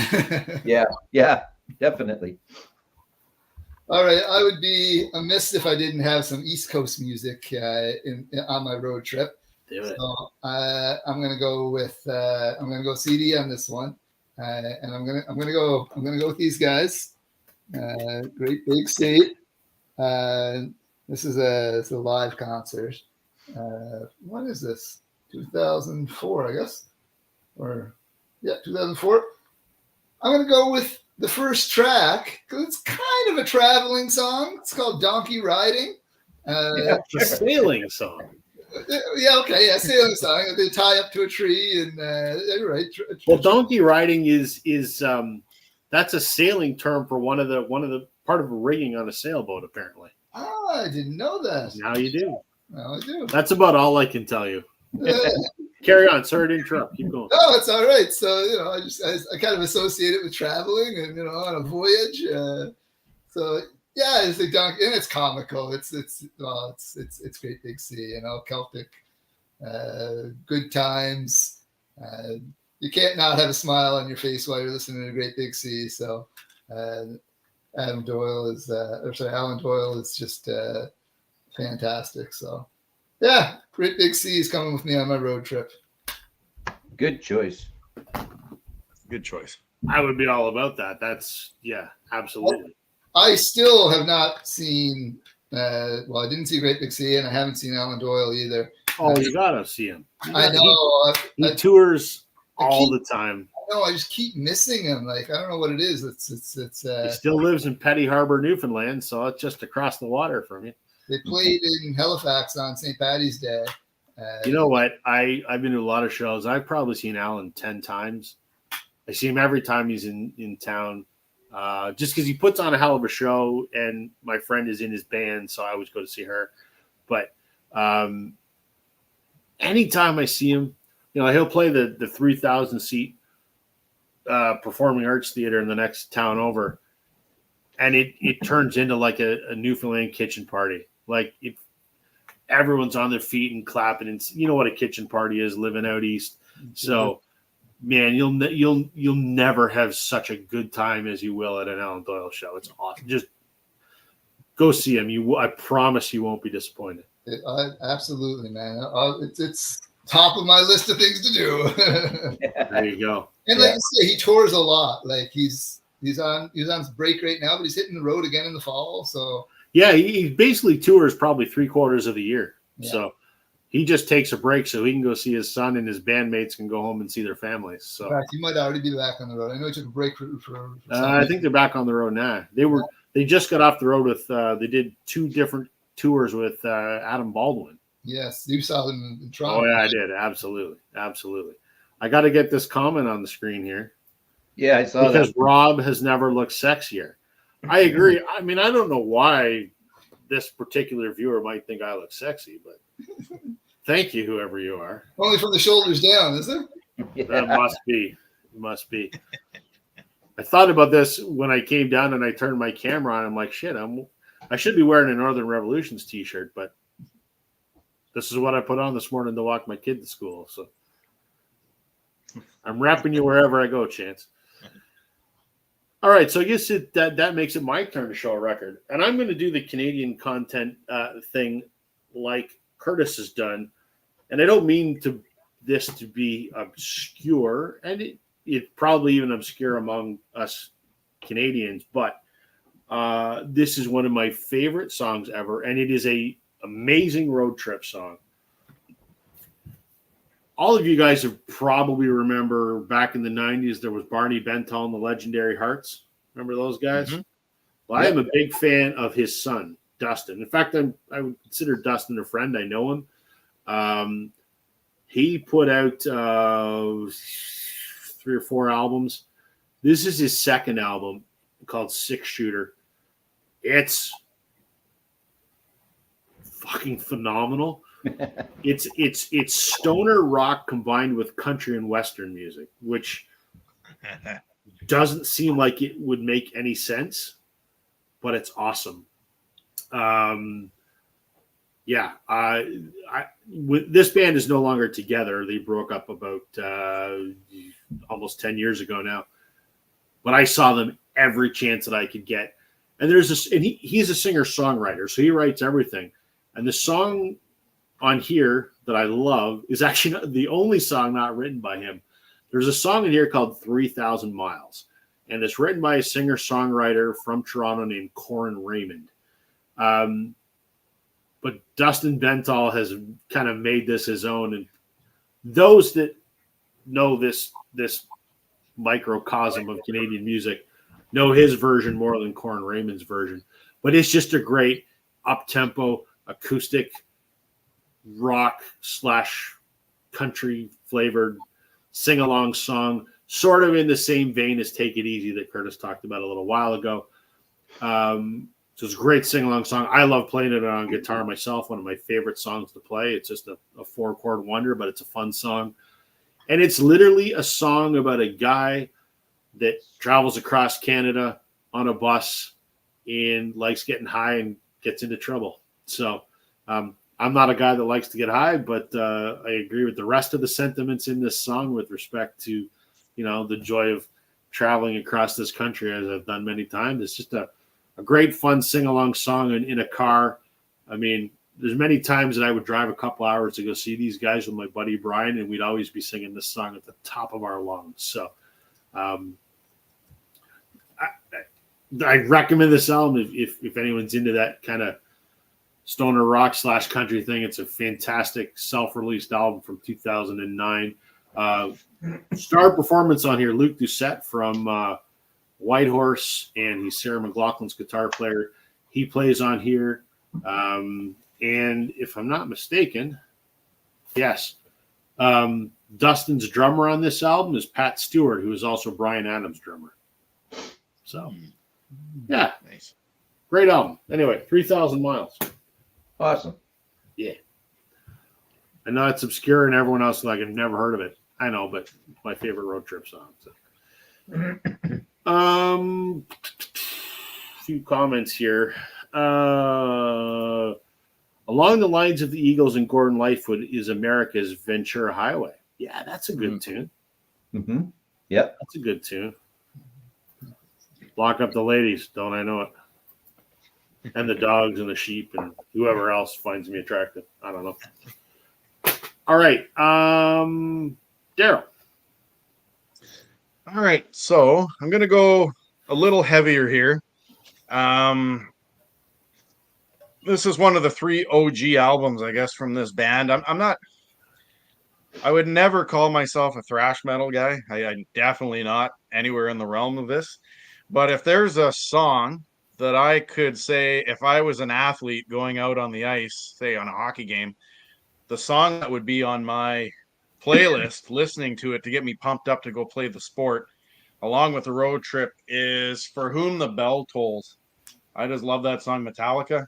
And it's one of the few albums I have in my collection where I kept the hype sticker. And this was gifted to me as a Secret Santa gift last year. Brand new plastic and all. So, it's a cool album. like I said, I mean, I like Metallica. I always liked the Black Album, but I wouldn't say that I'm a Metallica, guru. I wouldn't be a road tripper with them or anything. But I think for Whom the Bell Tolls is a pretty cool song. You got to play it loud though. If you're going to be playing that in your car, it's got to be loud or don't play it at all. Didn't you just see them, Joe, a little while ago? Yeah. When I went to go see Green Day, I happened upon a Metallica concert as well. So you just tripped and fell into one, eh? And that was second song on the second night. So they got everybody going quickly because everybody lost their mind when that one came on. So yeah, and it was it's just a really, really good song. You know, it's a stadium anthem for sure. Lots of stadiums will use just those first beats get you going. And yeah, that's a great choice. There's a lot of good, obviously, because of the speed of it, there's a lot of good Metallica stuff, but that's a great choice, a great song, and a great choice. All right, Joe, we'll go around again. All right. Yeah. So much like, I don't know what's up with my eye. Hey, did I mention I got my lights working finally? I did. No. From last week when I was bitching about, I got it. You buried the headline. This is more important than records. You got your house lights working. I got my new house lights working that weren't working. So yeah, I don't know. Something was whacked, but I got them working. So if you're ever in Regina, it's the Bright House. You'll see it's got a lot of lights on it. So it's like the Griswolds. Yeah, it's close. Okay. It's close. So much like Bruce Springsteen, I could do a whole road trip with just Springsteen songs, and not everything falls into that category with Bruce, but almost everything. And for me, another guy that's very similar to that is Steve Earle. There's a couple specifically on here, but there's a little bit of road trippy car traveling songs on all of Steve's. I saw him this one time forever ago, and it was like, Kate, I got to get to these road songs. And then he just played 4 or 5 or 6 of them in a row or whatever. But Hillbilly Hideaway on here, Guitar Town, obviously leaving home, going to Nashville or wherever he was going, whatever his Guitar Town was. But I mean, Copperhead Road, all of that stuff. So Steve is definitely another guy that could be a whole road trip for me. And I've done it before where I've gone, 2 or 3 hours, and it's just basically been the Steve Earle playlist that plays.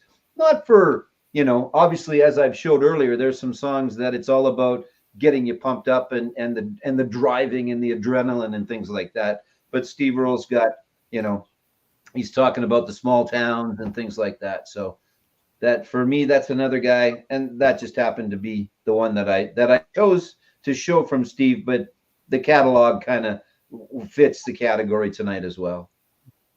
Very cool. Very cool. Look who's joining us. Yeah.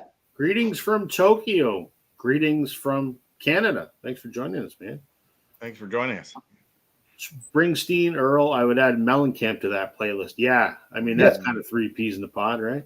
Yeah, that kind of, the blue collar rock, whatever you want to call it, they all fit. I mean, Heartland rock and roll, I think is what they generally call it. Look what Curtis has got there. There you go. Yeah.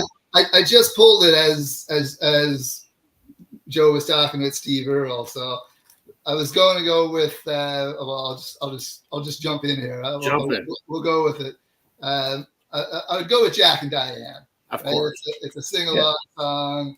You're gonna get everyone in the car singing along. My kids in the back would be singing. Well, maybe they wouldn't,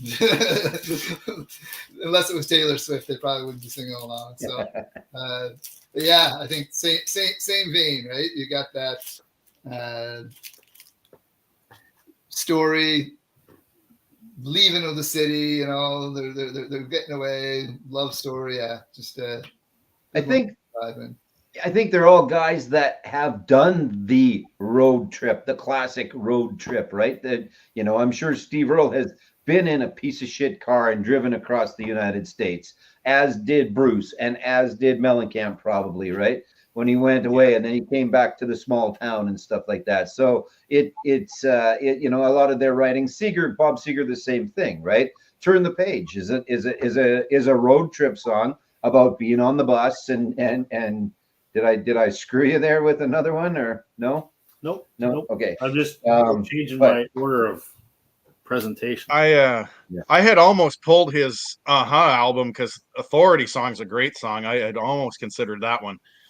Yeah. If Bruce and Bon Jovi are in the front seat driving, I think John Mellencamp and Steve Earle are in the back. Yeah, definitely. Yeah. And then Willie back in the pickup.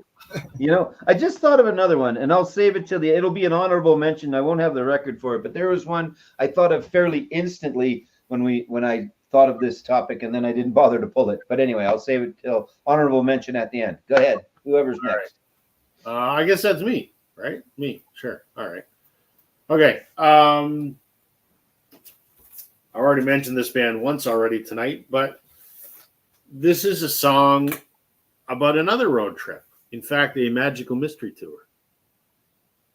Right? I mean, it's not the sing along in the car, kind of thing, but it's it's a road trip on a bus with a fat lady that eats a lot of spaghetti, but it's still a fun song about a road trip.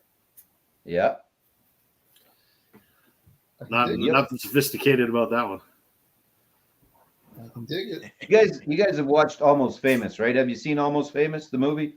Yeah. Absolutely. The Cameron Crowe. That's a great, just another obviously sing along song on a bus, thinking of Tiny Dancer or whatever. That's another good one. But that movie's fantastic. I don't know if I think a lot of people know about that one, but anyway. That's a great movie. Again, I'll shut the hell up. Not my turn. Go ahead. You don't have to shut up. All right. That's such a great movie. My wife has 3 different copies of the soundtrack. Yes, that's right. She does. Yeah. There's the limited edition black covered one, which is stupid expensive. She's got that. And then she's got the modern reissue of it. And I got the Uber Deluxe box set that I got such a wicked stupid deal on it that I couldn't pass it up. So does that have the Stillwater? Yeah. In it as well? Yeah. Yep. It does. Daryl, you're up. Right, so I think this might be the most Canadian polls I've ever done in one session here. This is going to be the last one, though. We'll waste them all because we got an episode of Canadians talking about Canadian music coming up in a week or two. I know. This one here, I think they only had one hit outside of Canada, and it's the one that's on here that I'm going to talk about. But I think the cover of this album is really cool, and you can't go wrong with Harlequin and Innocence. That guitar, it's just a driving guitar on Innocence. My light's getting in the way here. But the inside of that car is just really cool on that cover. I think it's a cool cover. But Innocence, if you haven't heard that song, if you're not familiar with it, I mean, it's just heavy guitar, true Canadian rock and roll, early 1980s. You can't go wrong with that on a road trip. Big Harlequin fan. Yeah. Good. Yeah. They have a ton of great stuff. That is a fantastic album. Just again, just another good Western Canadian band, Winnipeg band or whatever, and put out a lot of really, really good music. And you're right. I think probably only the one song into the States, but always a fan of Harlequin. They're out there kind of, there's a couple of them that are still originals in the band. They're still getting it done. And then the same guy that sings for Harlequin is singing for Streetheart right now as well on the summer festival tour out here anyway. So Richard said he's probably the only stateside guy who knows who Harlequin is.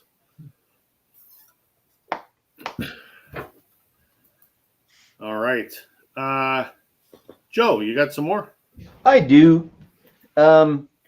This one falls into the cool driving songs. Actually, there's a couple on here, and it is Slade and Run Runaway. That for me, that's a good driving, pump you up song. There's also Slam the Hammer Down on here as well. So it's pretty good. It just it'll again. I think when I thought about this, I thought about again songs that were specific to being about cars and road trips, and then other ones where if you put it on, it'll wake your ass up if you're falling asleep. And I think for me, Run Runaway, and again some of the other ones on here too. My Oh My, ballady kind of. I don't know if you call it a ballad, but it's good.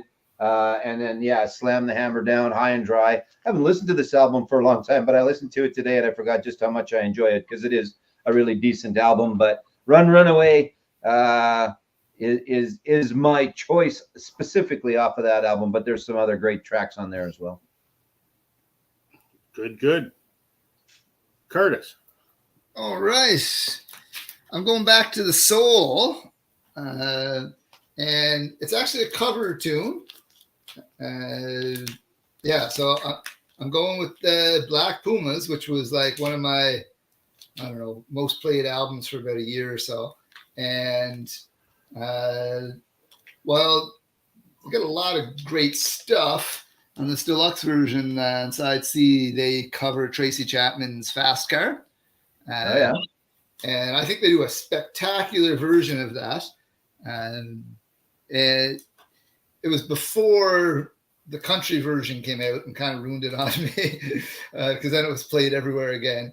But it was still kind of new for me, new again, I should say, at that time. So Fast Car, I think I would put on the list. Story song again. It's that theme of let's get out of the city, and they just do a real soulful version of it. So I'd take that one with me. Awesome. Good. All right. Daryl's Harlequin pick made me think of this, not because the music's the same, but in terms of, Canadian sort of one hits. A hell of a sing-along song by these guys from Oakville, Ontario. The beat goes on, switch into glide. Goes on. Like everyone here knows that song. I mean, you're not a Canadian if you haven't heard that song and can at least sing the chorus, right? That's one that's going to get everyone in the car singing. So, the rest of the album's okay. It's these guys are kind of a fluke. They were messing around in the studio, and Bob Ezrin happened to be there, and he's like, "Hey, I think you got something." They put together this, and I don't think they had another hit beyond that double A side. And it's two songs that go together, but probably the worst album cover that there ever was. But what a fun one-hit wonder and a damn good song to have on a road trip. I would say side A of that album is pretty solid all the way through. You get those two songs off the start, but then the rest of that first side, and overall the album's good, but the rest of that first side is pretty solid. Yeah. They had it going on for one side of one album for sure. Exactly. Alex, how you doing, man? I miss you. Good to hear from you. If you want, I'll throw the link up. You can join us for the last 20 minutes. By all means, you're welcome to. That King song, Rob, is that the beat goes on it? It's a dual song, with what is it? Switching the glide. Switching the glide. Yeah. Switching the glide. Yeah. Fun song. And those guys are still together. They're from either Oakville or Burlington, Ontario, and they still play the Burlington Sound of Music every summer. That's all they're ever known for is that song/songs. Yep. And that's another record you can find at like any flea market, any record show, and it's like $2 because people only buy it for that. It happened to be one of my Whack-A-Mole albums in my latest video for the shop. It happened to be the one that I pulled out. So that's right. Yeah. So, that's right. I think subconsciously maybe that's why I thought of pulling it again a minute ago. So,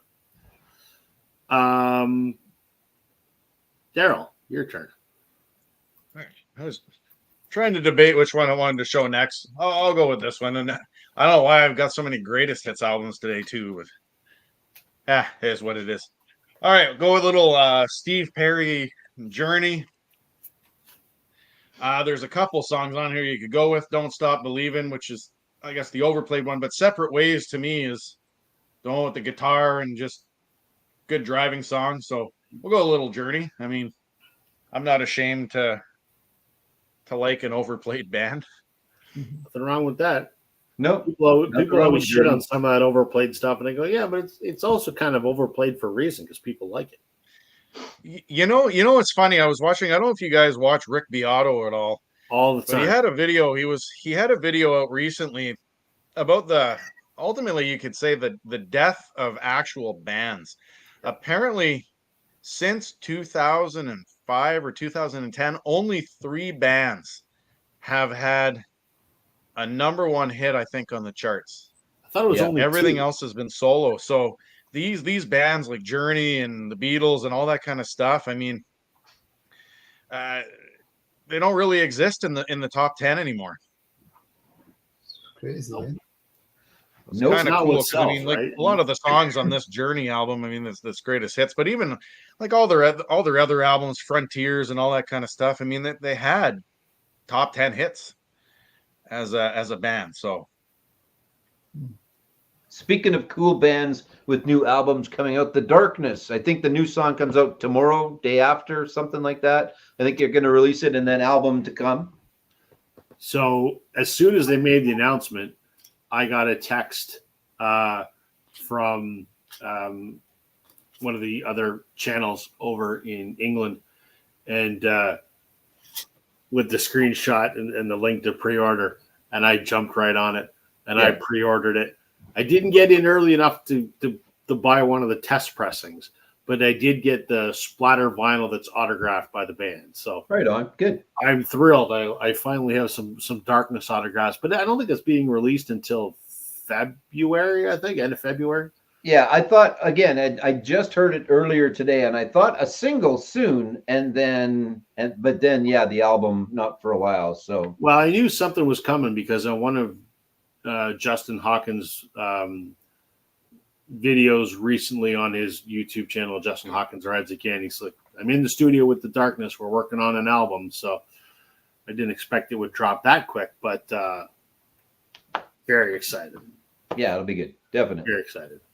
Now all we need is for next year for them to reissue One-Way Ticket to Hell and Back, and then I'd be very happy. And tour around here. Oh, I'd love to see them. Yeah, it'd be a great show. I think that'd be a great show. Yeah. J.W.G. Moore, great cover road song is "They Call Me the Breeze" by Leonard Skinner, cover of J.J. Cale's song. I mean, could you not argue that a lot of Leonard Skinner would be road songs? Yeah, road trip songs, for sure. Right? I mean, that's almost synonymous with road trips, I think. Richard says I could do Journey's Departure or Escape albums all the way through on a road trip. Yeah, I think that's fair. Agreed. Curtis, you're up, man. I'm up. Is it? No, I think it's Joe. No, am I skipping Joe? Go. You're big already. Did I screw that up? Oh shit. Well, we'll do Joe next. See, apparently I can't moderate worth a shit. So. Oh, it's all right. All right. Let's see. We got time for a couple, I think. Yeah, a couple rounds. Do a twofer. How's that? Do a twofer. Okay. Do a twofer. I was just wondering if I had enough time for. Okay, let me see. Okay, talk about albums you can play right through. And Joe earlier was talking about driving through the California desert, going to Joshua Tree. Yeah. How about Where the Streets Have No Names? Yeah, that is a good driving song. Love it. Yeah. And I mean, the whole album is just spectacular, right? So again, not to pump you up. Well, not so much to pump you up driving stuff. You talked about sort of the phases of the road trip, right? And I think Where the Streets of No Name is kind of like an evening song, right? Because it's got that long guitar intro that just builds and builds and builds and builds.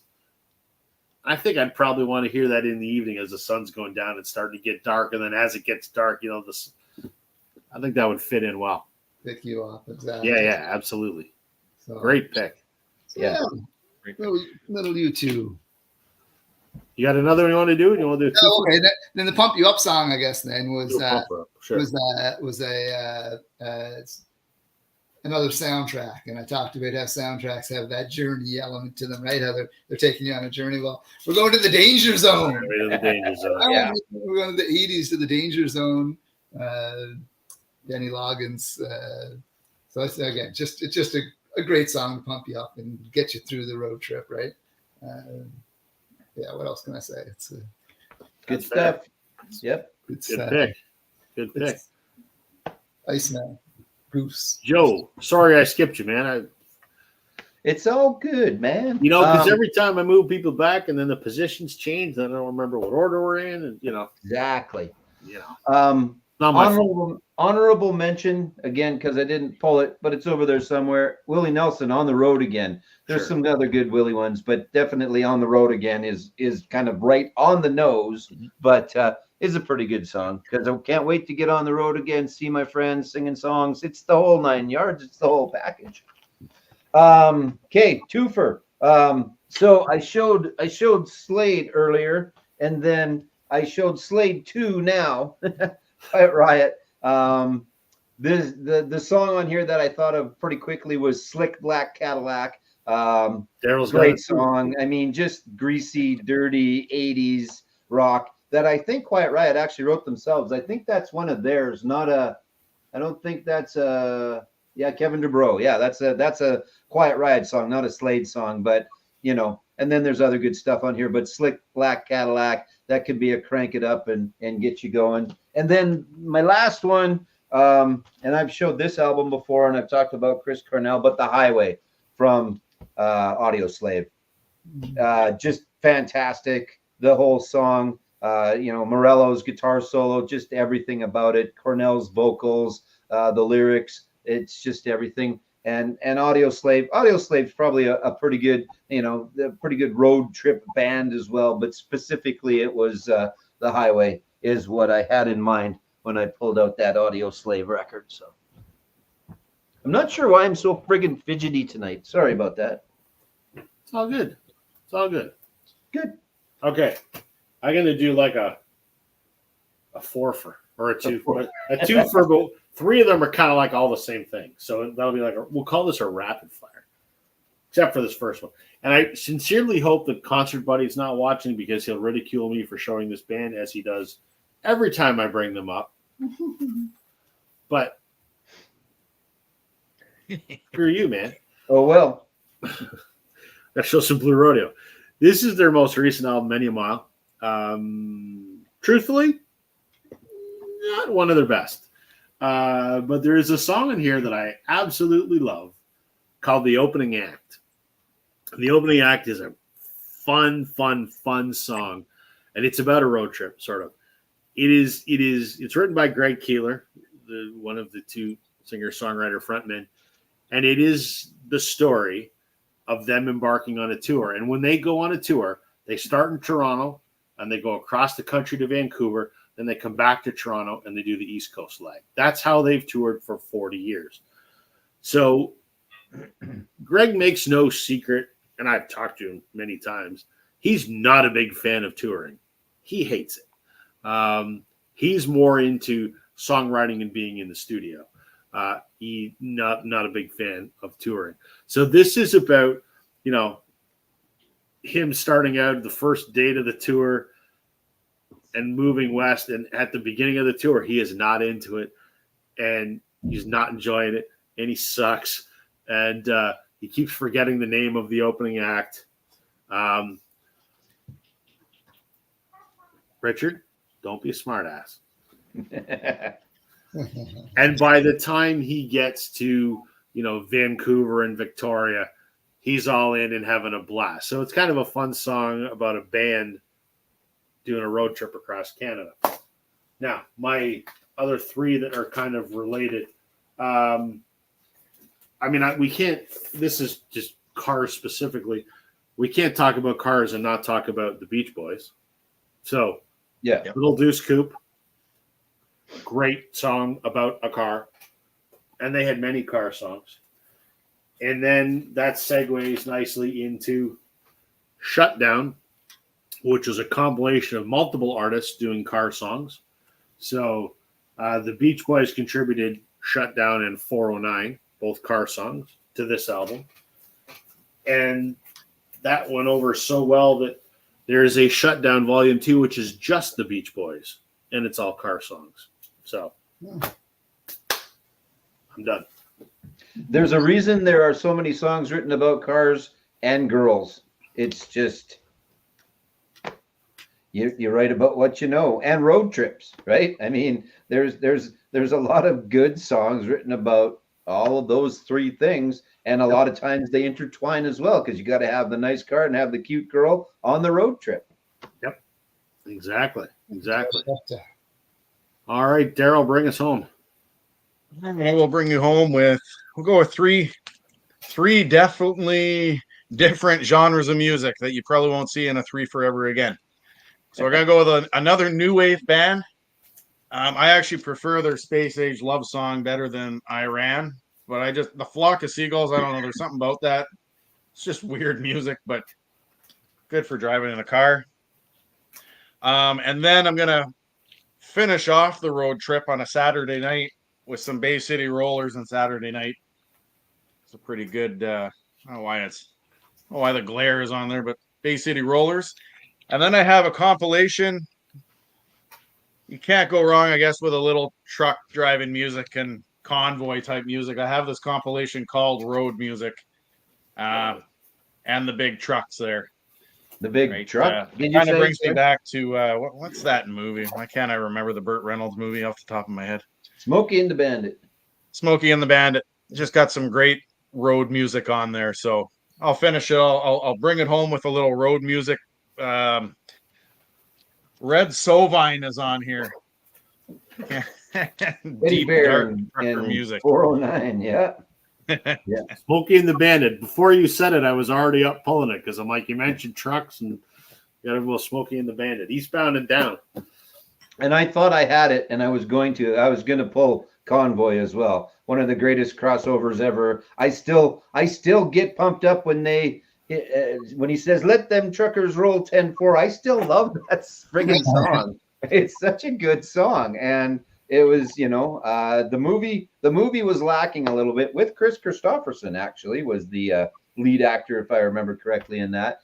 But it's just a good song. Again, songs like that are just fun for the most part. Usually they're on their way to something fun. I don't know if what they were doing in Convoy was fun or not, but I thought I had it, but I don't. But that compilation, I do have that compilation, so, and that might fall into the greatest hits category too, but but there's tons and tons and tons more of great songs for driving, songs about driving as well. Like, again, we could just much like most categories, of course, this is no shit Sherlock territory, but there are so many more that we could have gotten to. We could just keep pulling stuff out, and as we do it, oh yeah, I forgot about that and I remember that. So we didn't even pull out some Bryan Adams just for you, Joe. I know, exactly. We purposely didn't, but I can go grab So Happy It Hurts, where he's very first line of the album is driving down the Trans-Canada 1. What we didn't talk about was the return drive back home. So real quick. Hold on, I got to make you big for this. I got for the drive back home. I've got Country Rose. Very nice. There you go. Road by John Denver, and my preferred cover version by Toots and the Maytals from Funky Kingston. Nice. That's a great choice. There you go. Man, if my daughter were here, Curtis, my daughter would have a funny story about that. Her teacher a couple of years ago when she was in high school allowed them to pick a playlist to listen to while they were writing a test in math class. And she picked she thought that it was on random and it was on repeat. Country Roads, Take Me Home Country Roads was on repeat for an hour. Just let me finish this test. So, did you live in Japan for a while? Like, where did you find a Japanese Take Me Home Country Roads with an obi strip? In Shanghai, in China. I lived in China for a while. Cool. That's cool. Yeah. And it was very cheap. Because it's John Denver, but I said, I'm taking that. I can't imagine that would be in high demand in Shanghai. No. Yeah. Oh, that's fantastic. That was fun, guys. A couple of comments here. We'll just wrap it up. Neil Young's After the Gold Rush. If I'm driving secondary highways here. Flock of Seagulls, awesome debut. Yep. Long May You Run. Great album by Flock of Seagulls. Yeah, I mean, as I'm sitting here, there's like a dozen more popping in your head. Yeah. It's so easy. We could probably do this episode 5 more times and not run out of titles. So let's do what we always do. We'll go around the horn, talk about, if there's something on your channel you want to mention to folks or something that you got coming up or whatever. Curtis, since you're our guest, what's cooking over at Young LP Lovers? Not a lot, I've been busy with work, so not a lot in the plan. I'm still planning on putting out another live dip into my Bob Marley and the Wailers collection. I want to go back in and showcase the live albums, and I've got planned a turntable time machine again, going back in time to look at a particular year in music history. So I'm going to do that again. Go 30 years back, I think, look at 94. So those are 2 things that are planned. When they'll come out, I don't know. Whenever I feel inspired. Who knows? Just follow up here. Tokyo Record Style. John Denver is huge in Japan, especially country roads. Well, there you go. I never would have thought. That tracks. Yep. Jeez. How are the girls, by the way? They okay? Very good. Yeah, they're not as interested in doing any videos these days. So No.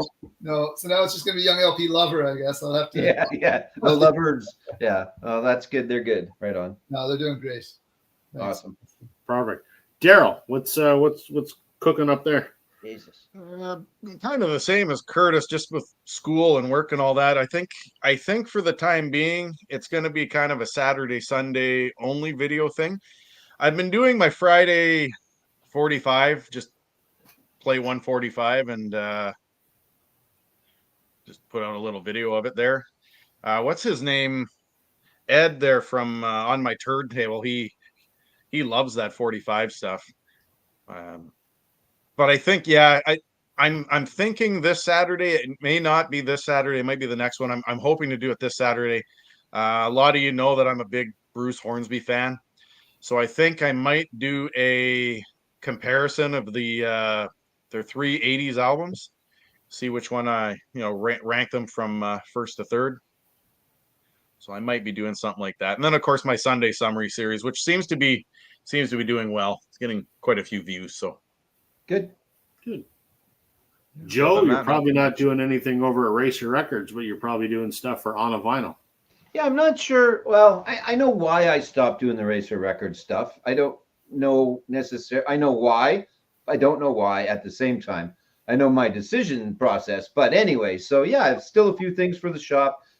Staying busy, having fun with that. I love doing this. I love doing the videos. I like the interaction with you guys and that as well. So that's a big part of it. And, as we talked about, you and I have a couple of things planned and coming up in the near future. And the 4 of us hopefully have something planned coming up in the near future as well. So looking forward to that. But yeah, I get my fix of having fun doing this and doing the little bit of stuff that I do for the shop as well. And who knows, once winter kicks in, I might start doing some other stuff as well. I always enjoyed, doing the challenges or the threads or whatever. I always enjoyed doing all that stuff.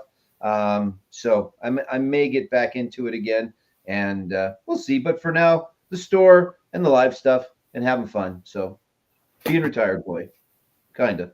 Good. Jealous. As for myself, the video last Sunday was the 5 albums that define me. That's Richard S. If you're still watching, that was Richard started his channel. He did his take 5, and his first take 5 was the albums that sort of define his collection. So I thought that was a great topic. So I did that and mentioned Richard's channel, hoping that I could drive a few folks over to check out his channel. What's coming for this week? I am working on a video. It's already recorded. It's got to do some post-production in terms of my thoughts on the new Beatles Capitol albums reissue, and I got a Vinyl Storage Solutions video to make as well. So the Beatles one will be out on Sunday for sure. And then, as I mentioned earlier, we're planning episode 4 or 5, I don't remember, of Canadians talking about Canadian music. And all of you gentlemen have said you want to participate, along with some of our other fellow Canadians. Glenn Calloway said he wants to do it. And Brian from Embryonic Robot says he wants to do it. So we're just working on, and Chris from Stylus Meets Vinyl is going to be there. So we're waiting for Chris to get back from Europe next week, and then we'll nail down a date. But we're looking forward to do another episode of that. And then I got to get off my ass with Joe and do a podcast episode. So maybe next week or something. So that's kind of where things sit. Curtis, thank you for being our guest. Always fun to do stuff with you, man. Thanks for having me, guys. Joe, thank you for joining me as always. And the folks that have tuned in that are watching this live or, watching it later on, thank you for spending a couple hours listening to us ramble like we think we know something about stuff when we probably don't. But we appreciate that you spend your time with us on a Wednesday evening. So that's it. Thank you, gentlemen. And thanks, everyone in the comments. We'll see you next Wednesday. Have a good one, everybody. Take care, everybody. Thank you. Bye.